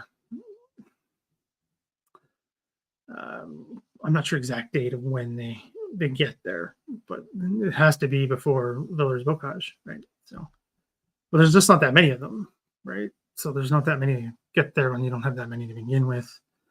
And these are the SS units are coming. It takes a couple days, as far as I can tell, because the bombing campaign worked. Like getting them up there, the roads were covered and bridges were blown, rail lines were smashed, and it was very hard to transport this stuff. And the railheads were quite a far away from Normandy, so they had to drive or truck them. It's wild to read some of this stuff from the Germans of what it took to get this stuff, just to get it there, and then to have to fight. It was a lot. Yeah, I mean, okay, high level with the jets.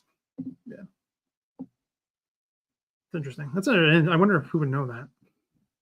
Can't think of anything of the time of when that would come in handy, but anyway, yeah. Yeah, well, it was, I think so. 101 was 101 Battalion is the first with the Tigers. I'm not sure. It has to be before Bocage, right? There's no choice there. So it's not that long. It doesn't take that long. I mean, what they're designed to do and what they're used for in Normandy is different. So you can have that debate till the end of time. But yeah. What is your next show? You mean next live stream? I'm not sure yet. I'm behind in the videos I wanted to make. I wanted to have all the beaches done by today. That clearly did not happen. I'm still missing Mike Red. I haven't done Core Souls at all. I haven't done the Can Scots because I want to cover them. It's not much to cover, but I'm going to do best I can. And I haven't touched much of Ben, because there's some crazy stuff to look at while I was there. Like bunkers, like cram myself into the bunker with the gun and hit my head on the ceiling a couple of times. Things like that. And then the events just keep coming, right? You have the fighting inland, you have the Bloody Biron, you have Puteaux, you have Nori, you have what goes at Cardenville Farm, you have the first Hussars taking out the Panthers. Yeah, all that stuff. So I'm behind. So I'm going to try and get as much of these out as possible. So I probably won't be a live stream for a while. I'm going to try and get some people on, hopefully soon. Some other people. I'm not sure yet. I get some other stuff coming up too, work-wise, other work. It's not channel related or OTD related at all, that I have to keep up on. So that takes time as well. So yeah, so I'm not sure yet, but I'll keep everybody updated. And first for patrons and YouTube channel members, that's how I do things. Also helps me keep track because I like telling you guys first and then do public stuff afterwards. So I'm not sure yet, but I have some ideas in the hopper. And yeah. And Alex says he'll come back on. Mr. Fancy TV Man now will come back on. Yeah, we'll do some Cail or something. We'll figure something out. Yeah. Oh, yeah, that's right. You went with Colin. That's right. I forgot. Yeah, I went there too.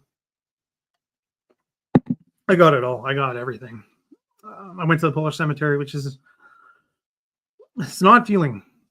Odd feeling going there. Obviously, it's a cemetery, and again, you're not asking about this, but it's one of the things because I made a point to go there. I've been there every time I've been to Normandy, and I'll try to go every time I go.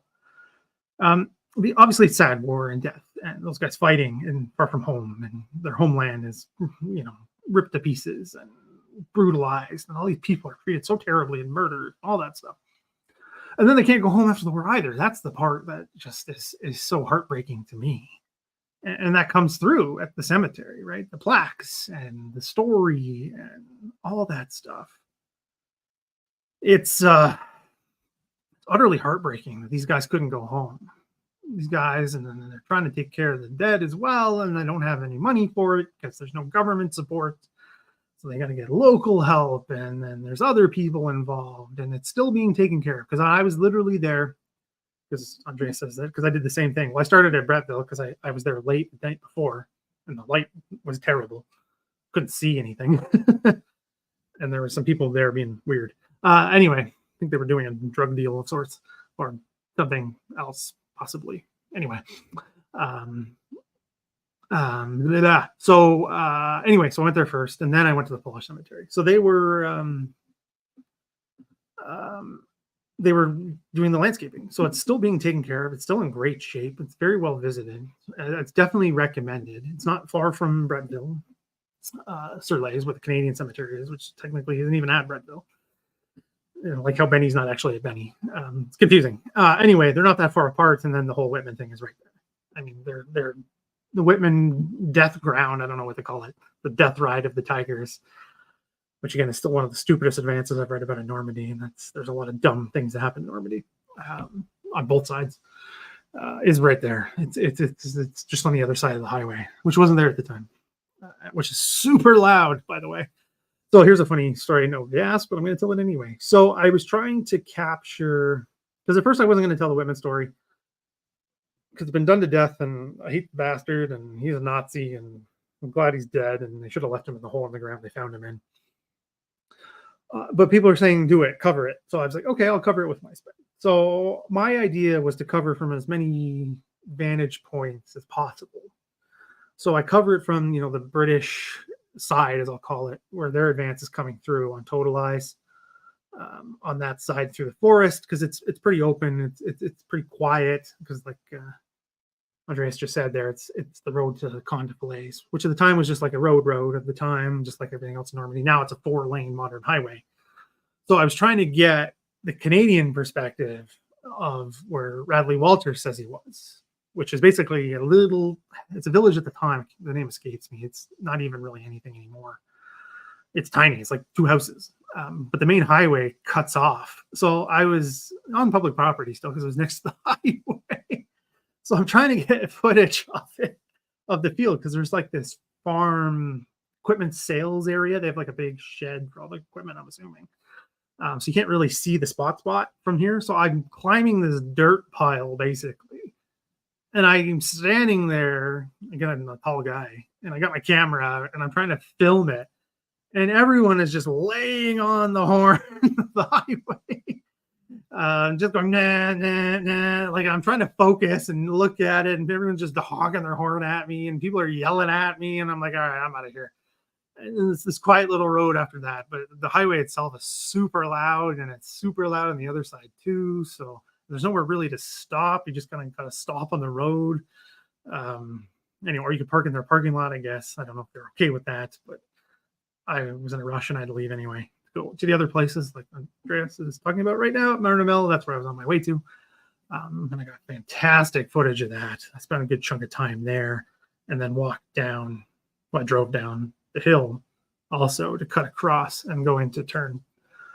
And it was a hot day that day. It was like 25 degrees in April. It was wild. It was like the sunniest day I was there. Anyway, so I covered that whole area as well. So all these videos are coming, all of this stuff. I went all the way down to Saint Lambert. I went to turn, all these spots. I even did there's tons of good pictures there too. And they have them on the board there. What is it? The August, what they call it, like August 44 trail or something like that. It's in French, but I can't remember off the top of my head what the English translation is. Those boards have them all on there, and there's tons of those. And and then of course the video series is going to end with the crossing the Seine, actually, which doesn't get talked about too much. I mean, I didn't have as much time as I would have liked. I was also extremely sleep deprived. When I got to the Floret de Lalande, which is a fascinating place to go. Fascinating. It's huge and it's accessible. It's drivable. You can get in there. It's untouched. It's great. I highly recommend it. It's just a nice place to go. It's just nobody goes there for this sort of thing. Nobody thinks about Rouen and Elbeuf from the Canadian perspective of this stuff, because that's where I say this campaign ends for Canada, right? Second Div takes a high number of casualties in that forest. And I know why, because I've been there now. And it's hilly. It's super hilly. It would have been very hard to advance through there. So anyway, so that's another here nor there that no one asked about. But yes, it was the second one. Yeah, there's an earlier one as well after they had come through. After the events had started, because it's quite a distance from the start line. And I looked at all of that, and I'll explain it all with maps and everything like that. But that stuff won't be coming out until closer to the anniversary in August. And then I'll finish that up, and then I'll do the Seine, and then we'll see where we're at. Because I'm not sure what things are going to look like by the end of the summer. Again, I talked about this before. I don't want to talk about it too much. But and again, nobody asked. But any more questions, I'm still happy to answer them. If not, we can wrap up shortly. But yeah, that's the plan. Cover this stuff. Get it as best I could. I have way more stuff than I do for the beaches than I do for inland. I have like 4 or 5 times the amount I had stuff for the beaches. So it's a lot of inland stuff. A lot of places I went to twice. I went to places I'd never been before, places I've never heard people discuss in terms of battlefield touring. I went to one of the villages that got pummeled by accident during Operation Tractable, where one of the parts of the actual Tractable advance was stopped. It was the only chunk that didn't succeed. And I've been to the ground, and I know why. This is why going to the ground is indispensable if you're trying to understand this stuff to this detail. I understand why everybody can't, but I mean, I was glad to do it, and I feel very lucky that I was able to do so. I don't know if I'll ever be able to go again, but I've been twice now, so I count myself as lucky. So thanks, Jay. I really appreciate that and your support of the channel. It means a lot to me. Have you listened? No, none whatsoever. I was up at just before 6 with my dog, who's not here, so I could focus today. So no, nothing I've heard. I've avoided that on purpose. I was posting stuff all morning. I was doing some video editing. I'm going to go back to that. I try to, for years now, I've tried to avoid the popular media stuff for that exact reason. I used to look at it, try to keep up with it, and now the CBC people are coming to me, so I have some input on what gets done. I stopped them from saying some American medics at Omaha were Canadians. That was days ago, so you're welcome. No, just kidding. They thought they were Canadians, and I'm like, clearly they're not. So I avoid it at all costs. Yeah, I went there too. Also, super busy road. Like France is so busy now. Boggles my mind. I went right to the spot, walked the whole thing. Again, people are honking at me. I did a short on it. If you guys want to check that out, I can link that down as well. I think I have some longer footage of it. I mean, it's not much. There's not much there. It's just a random little road that connects the Calvados and Orne departments. That's literally the border. There's like a little horse farm. I'm not sure what it is. Anyway, that's the border. So that was cool to check out, and yeah, so that was an interesting spot to be. And I mean, I'm no Rommel fan, so yeah. Thank you, Ian. I much appreciate that. 10 pounds. Thank you. That is so very helpful. Any amount is so helpful, especially right now. Thank you so much.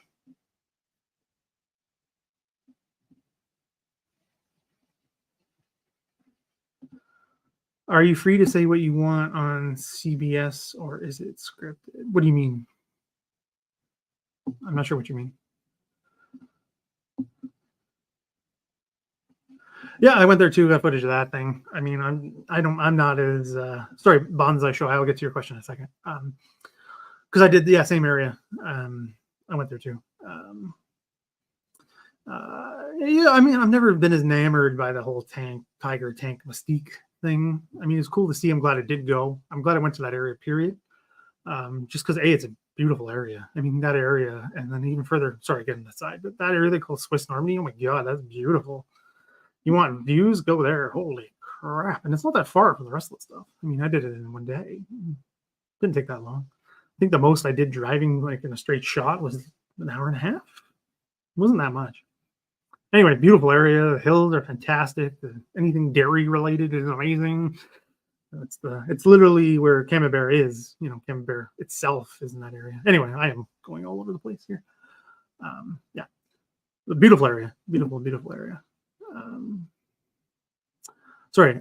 So what happened to the Canadian wound on D-Day? Excellent question. So I was just looking into this, like specifically from the Canadian medical side of things. So the Canadian field ambulances don't come until later.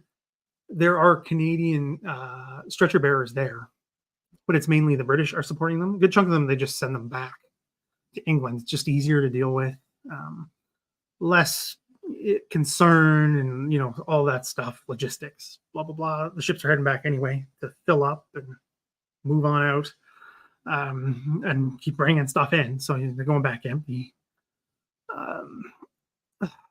So that's a good chunk of them. The field ambulance, sorry, well, they're called field ambulances. They're field hospitals. So that's what happens to a good chunk of them, right? But the really bad cases are sent back as quickly as possible.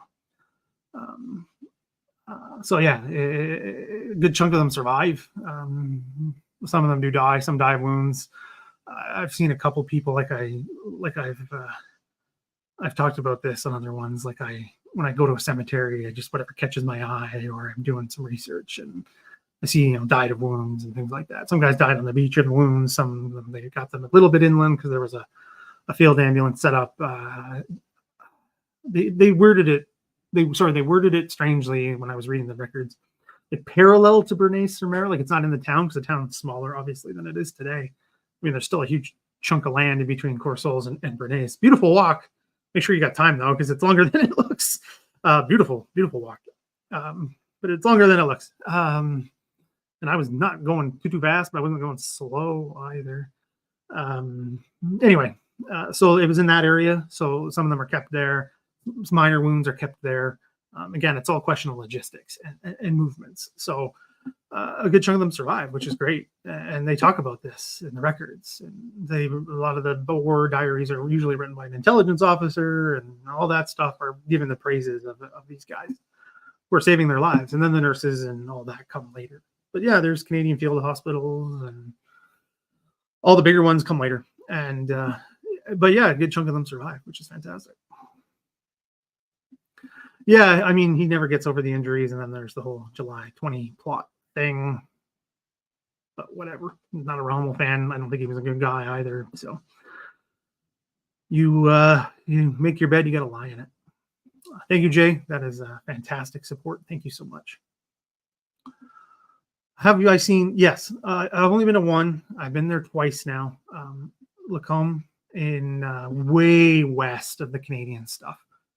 I'm not really sure what it's close to, especially off the top of my head. It's where Whitman's buried. It's the big one where they've done the ceremonies, and there's in the middle, it's got like I don't know what to call it, hill with the crosses on top, very Germanic. Reminds me very much of the First World War cemeteries, which I've been to a few of those, particularly at Ypres and the Ypres Salient. Those things are like landmark. Or New Saint Vaast, which is closer to Vimy Ridge. Those things are depressing. I mean, I get why and what's going on there, but I mean, there are a few German cemeteries. It's again, it's got modern politics is mixed into this, bringing West Germany into the fold, quote unquote, as part of all of this. Lacombe started as actually as an American cemetery, which is fascinating. And then they started burying Germans there too, and there's some Germans buried in some Commonwealth war grave cemeteries as well, with Commonwealth provided headstones, which are different than the German ones, which are provided by the organization. I can't remember off the top of my head that keeps all of this stuff together now, which doesn't come until the 50s anyway. There's a lot of moving parts to this. The one at Lacombe is very straight up depressing. I'm not going to lie. I mean, there are Nazis in there, hardcore avowed, non-ashamed Nazis are buried there. Michael Whitman is there. I've talked about this extensively. It's upsetting to me in many ways of how that goes. This time when I went there was nothing there. Usually his little grave with next to his crew is covered in things. Somebody else then showed me a photo when they went a couple of years ago. It was covered in symbols that are illegal in Germany that came from German groups. So that's a whole other thing. I saw tons of tour buses come to Lacombe when I was there. I was there for an hour because I another story I can tell in a second, but I was there for an hour. I saw 3 buses come. The tour guide led them straight to Whitman's grave, gave them time to look around. The tour guide head straight back to the bus, and all the people on the tour went straight back to the bus and left. No one looked around. Everyone just looked at Whitman's grave and then left. I mean, yes, there's all of this, and to me, that's just depressing in a way. I mean, I wandered as much as I could with the timing, because again, that's far from where I was staying in the Canadian sector for obvious reasons. And I just had a long drive ahead of me, and I had to leave early the next morning and all that stuff. So it was, I didn't get as much time there as I would have liked, and to dig into some of it. And I've had some opinions about this in the past, but I mean, yeah, it's definitely worth visiting. There's another one there. Neil's told me about it. I didn't get a chance to go, but Lacombe has had ceremonies added. It's been a place of kind of German-French unity and healing in a lot of ways, and that's the language that's used there, and which obviously I'm fully in support of. It's just, again, then you have the SS burial there, and there's a lot of things going on. And my opinions keep changing on it, and how I feel about these things, and I don't know. I guess that's a good thing that my opinions keep changing, but a lot of German dead. A lot. Andreas, thank you. And James, thank you so much. I really appreciate it. Sorry if it's not coming across. I am just getting tired. But these support means the contributions mean the world to me. Really do. It just feels like lately this stuff is not as valued as it should be. I mean, this isn't tooting my own horn. I mean this generally speaking. That even in Canada itself, it's not valued anymore. I live in Ottawa. This is an aside. Nobody asked about this, but there's no banners up for D-Day. There's no banners up for Normandy. There's nothing. And that's something they do here. There's always some sort of banner up for something to do with Canadian military history. There was one for Sicily. I've seen nothing for Normandy. And I was literally down near the Parliament buildings yesterday doing work at the archive, which is a 2-minute walk away. Nothing. So, I mean, it feels like us in Canada, we just don't care. And it's depressing. I think I missed something. Sorry if I missed a question. Oh, here we go. No, I don't play video games anymore. I haven't, not that I have anything against them. I just don't. My computer sucks in terms of gaming, so it would probably make it like explode. I just don't play many games much anymore. Not like I used to. Just I'm busy and I get tired, so I just kind of veg out on the couch at the end of the night. But I heard good things in terms of gameplay and things like that. Like I used to play them all the time, but I've heard good things. Long story short, the answer is no. That has never been an option for the Canadian dead from 1914 all the way through to 1950 something, 60 something maybe. They do now. They bring them home. Like here in Ottawa, there's a fair number of those who died in Afghanistan are buried here in Ottawa. But no, not during the Second World War or the First or Korea. No choice. Logistics go into that. I mean, the Commonwealth War Graves at the time said it was about unity and staying together and where you fell and all that stuff. I mean, there's a logistical element to that as well. Transporting that many people across would be difficult for Canada. I mean, we could barely get our living people back at the end of the war, let alone the dead. So they all rest overseas and will forever. For now, that's the rule. I mean, getting the tomb of the unknown soldier, getting the unknown soldier brought here took years. They just brought one back from Newfoundland, from Beaumont and Mel. Well, that took years as well, obviously. So it's a big thing to do. And no, that was never an option. Not like the Americans. That's an interesting question. There's got to be in that armada somewhere. I don't know off the top of my head. I know a lot of the ships are just equipped with medical facilities, and because the Algonquin, the commander of the Algonquin, talks about this, right? When he's helping, when they take on those commandos that got hit by a mortar, when the mortar hit their landing craft directly, they have facilities aboard. But no, I don't know. I mean, there's got to be in that fleet somewhere. I mean, they did it before. Why wouldn't they do it then? But again, did it need to be that way? You could just take them back. I don't know. I really don't know. That's a good question. Hey, Chris, thanks for popping in.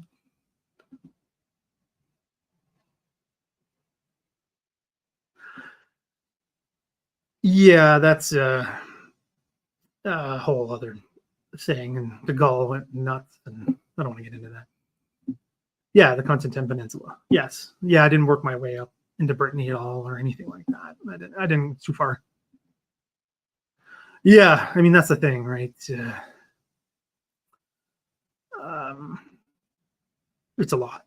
I mean, the First World War ones are even more. Like those mass graves are just stark, and you're like, the numbers just are mind-boggling.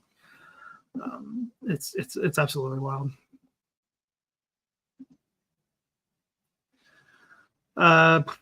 Sorry, I'm not sure who that is or where you mean, Andreas.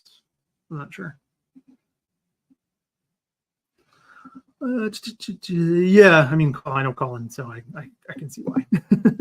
I mean, it's worth a visit. Yes, I used to be kind of up in the air if it was like a must kind of visit, but I do think it is a must visit where I'm at now mentally, because how do I say this? It brings home in a lot of ways what the fighting was like. The German elements are there. I don't necessarily agree with the way things are, because they have like a little interpretive center there now that's fairly new-ish. Again, getting to that age where newish means like 10 years. Some of the wording they use, I'm not a big fan of. It's a bit of, and I know Germany doesn't do this generally. It's a bit of, oh, war is bad for everyone and it involves everybody, and clearly it does that. And there's German victims of the war and Holocaust as well. Not denying that, but it was just some of the way the stuff is worded. It rubs me a little bit the wrong way, being like, oh, just war catches everybody up in it. I'm like, not so much this one, in that way. But most countries don't take responsibility for the nasty things they've done. Canada is no different. So I'm not saying our hands are clean in that way, but it's just in that sense, it was a little rubs me the wrong way, but definitely worth a visit, especially if you're over there. It's worth a visit. Any good graffiti from the Canadians? Not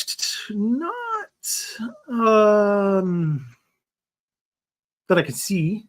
Nothing major. I know some of the Netherlands, but not in Normandy. If anybody does, though, that'd be super fascinating. Yeah, that was a very good show. Very, very good show. Sorry, what's nothing, Chris? Did I miss something?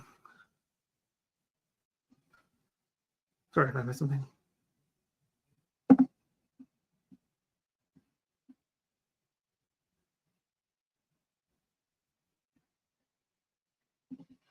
Already discussed any event at the War Memorial this morning. No discussion at all, actually. No. I don't know. It was hot here. It's been hot here the last couple of days, like 30 plus Celsius for our American friend. So like pushing the upper 80s, low 90s lately. It's been brutal. So I assume there was one. It's now pouring outside. It wasn't this morning. It was raining a little bit when I got up at like just before 6. I assume they did something. I didn't go. I've been here all day. I was working and doing stuff. So I tend to not really bother with the ceremonies anymore because I just find they're pointless and they're just political shows now, which I don't like. I assume they did one. It probably wasn't very big. Nothing was advertised. Nothing. I didn't hear anything. Yeah, the questions are fantastic. Thanks, everybody. And all the support again. Everyone who's contributed and watching and all that stuff. Thank you.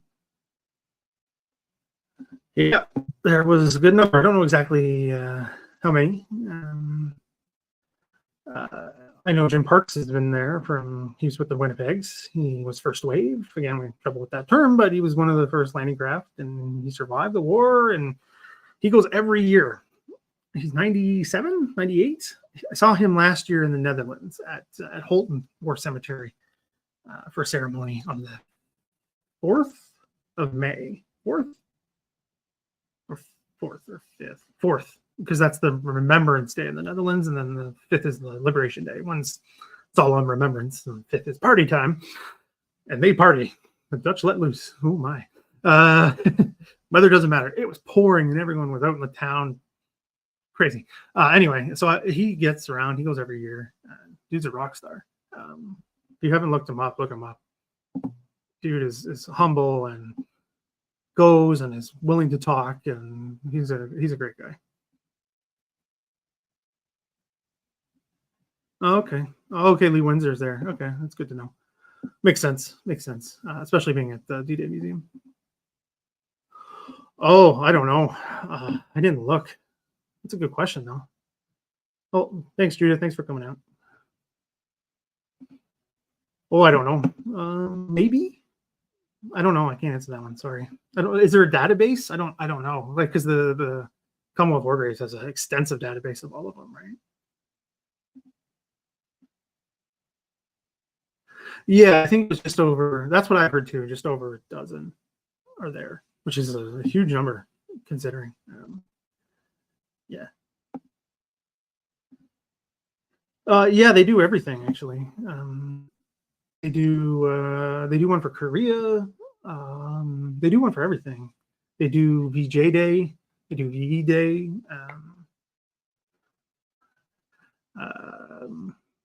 Yeah, so it's just never really advertised. Remembrance is the one everybody knows. They don't really talk about them. They've started doing the honorary card again at the War Memorial. But ceremonies now are not really well advertised. Not really. It's mostly dignitaries and the like. Yeah, no banners up down on Wellington Street for those who know it. At the National Archive there, working your way up to the Supreme Court, nothing. They're about peacekeeping. In the early 60s. They've been up there for months. That's it. That's all Veterans Affairs has put up. It could have changed today. Are they coming later? I don't know. But yesterday was June 5th, and I had to walk along there because I walked from the War Museum up to the archive and then to the archive to the light rail to go home. And I saw nothing. And that kind of upsets me. But that's been a conscious choice of Veterans Affairs, by the way, is to stop commemorating World War II as extensively as they used to. Oh yeah, there's nothing, Chris and Kevin. Oh, I've heard the same. Yeah, that's what I've heard.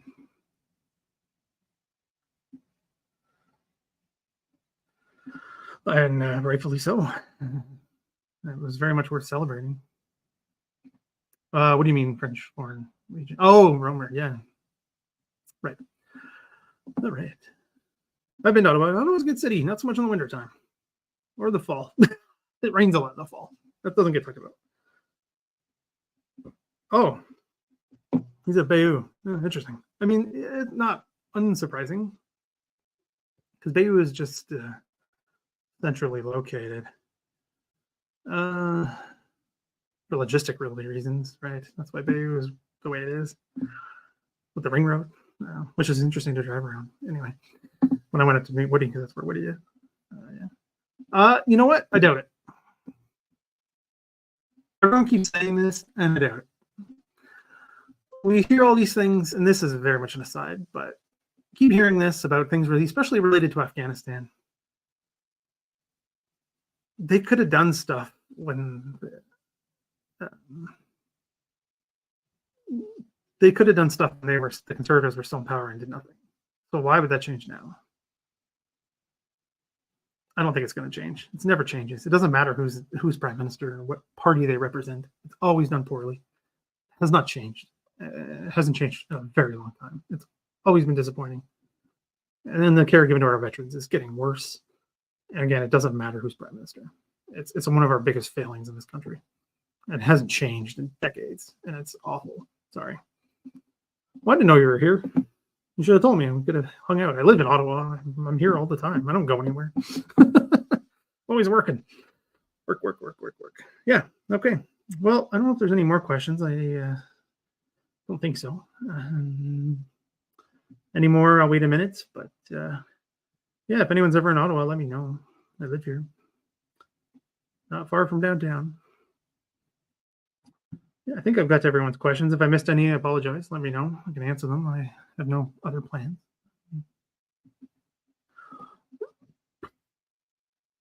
No, not really. I don't think it has anything to do with the French language or French-British divide. I mean, that divide is less apparent every day. There's other divisions happening here now, just like to our friends to the south, which I don't like the way that that's going, but that's what's happening. There's other divisions. I don't think it has anything to do with that. Timing, money. I think money is a big part of it from a government perspective. Nobody wants to pay for it. And anytime you spend any money in this country, people panic. And then they threaten to call an election over it, and then they never do. And then we just keep the same cycles going on forever. Yeah. Oh, you don't have to hire me. I'll just show you around. It's pretty centrally located and all the cool stuff anyway. Tomb of the Unknown Soldiers, literally next to the War Memorial, which is next to the Parliament buildings. And it's about a 20-minute walk to the War Museum. And that's it, really. Well, there's some to the other side, too, but it's a bit of a hike. To get out to those memorials. They're pretty cool. It's the national memorials or the artillery memorials out that way. There's one for the Spanish Civil War veterans, the Canadian ones, Hong Kong memorials out that way. There's a statue of John McCrae there as well. There's the Commonwealth Air Forces Memorial. It's not too bad. It's a bit of a hike if you do it all, but if you drive half of it, you're not so bad. Oh, you'll be here in November. Cool. Let me know. You picked probably the worst month to come. Are you coming for Remembrance Day? November's awful. It's one of the worst months to come. That in February or January are pretty bad. It's pretty bad. Ottawa's not as small as you think. We're over 1 million people.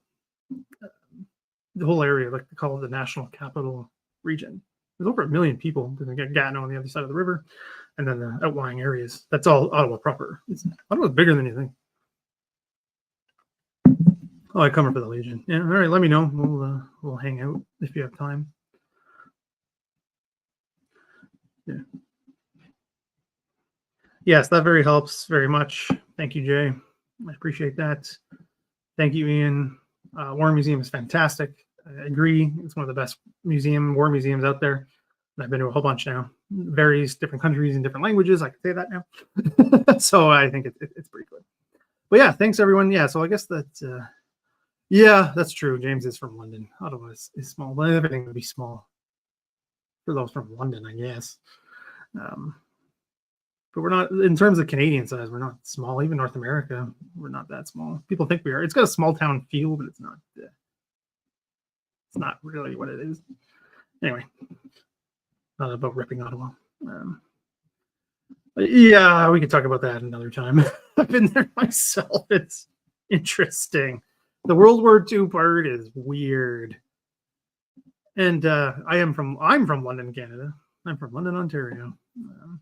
I mean, it feels like a small town, depending on how you do it. If you only stay downtown and don't leave any other part, I mean, the south part of the city just keeps going. And then you have Canada, and it just keeps going. Anyway, yeah, the French Museum at the Invalides. Super weird. Super weird. Anyway, okay, thank you everyone for the support today. I really appreciate it. They're great questions. Hopefully I was able to answer them all. I'm sorry if I didn't answer them fast enough. You guys were rapid firing at me there at the beginning. A lot of stuff. Are you a Cockney? No, I'm from East London, Ontario. If anyone knows that, I grew up. If anyone knows London, Ontario, or is from that area, I mean, grew up east of Adelaide, and that means something to people in London. Doesn't mean anything outside the city, though. If anyone's from London, Ontario, I'm an EOA kid myself. Yeah, Southeast London, actually. Literally, that's where I played baseball for as a kid. Anyway, so thanks again. Thanks for watching the videos that have come out. Sorry I couldn't get the other ones out. I'm gonna literally go work on them now. I'll actually probably get my voice a rest because I need to do a lot of recording because I found some amazing accounts of the fighting at Core Souls and those bunkers. I mean, I had to take from the transcript. I didn't make transcripts of the interviews from the IMW. Or IWM. I don't always do that. No, yeah, Imperial War Museum. I always get the wrong. Bleh. Anyway, so yeah, I got to get those up, and then I got to do that as well because the wind so bad those days. I was there the first 2 days. The wind was awful. Anyway, and it ruined the footage videos that I took. So I just had the video, so I got to fix it. Anyway, so that, and then we'll get those up, and then we'll just be working our way through the events. Things are probably going to be a little bit delayed. Like, I don't know if I'll get the first chunks out and done in time, but we'll see. There's a lot coming. So D-Day is just the tip of the iceberg. So I do need support past just this D-Day period. Glad to have it. Glad to have a push. It's fantastic. Thank you so much. I feel very honored to have the support from everyone and trying to keep what I'm doing going because I know a lot of you understand what I'm trying to do and why I'm trying to do it. And I can't do it without you. So I appreciate it. And sorry, I don't want to get teary up again. So thank you so much. And I'll let you guys know. Yes, it is on the Thames as well, which has 2 branches, which is even more confusing. Anyway, so thanks everyone. I will let you guys know when we're planning some more stuff. Hopefully I can get more guests on in the next little bit. My schedule is a bit of a mess. It was a bit of a mess, so it's hard to get things set up now. But hopefully past this period, we can get some people on talking about a wide variety of stuff. I want to cover some Normandy stuff that we don't know too much about, me in general. So that'll be fun. Other than that, thanks everyone for watching. Great questions and support. If you can, become a patron or a YouTube channel member. Very, very helpful. A couple of bucks, like $3, whether it's $3.50 Canadian is a great tier on Patreon to support if you can. So other than that, thanks everyone for a good day. I'm going to take a bit of a break and then get back to getting these videos cranked out for you. Have a good rest of your Thursday and have a good weekend, everybody. Bye.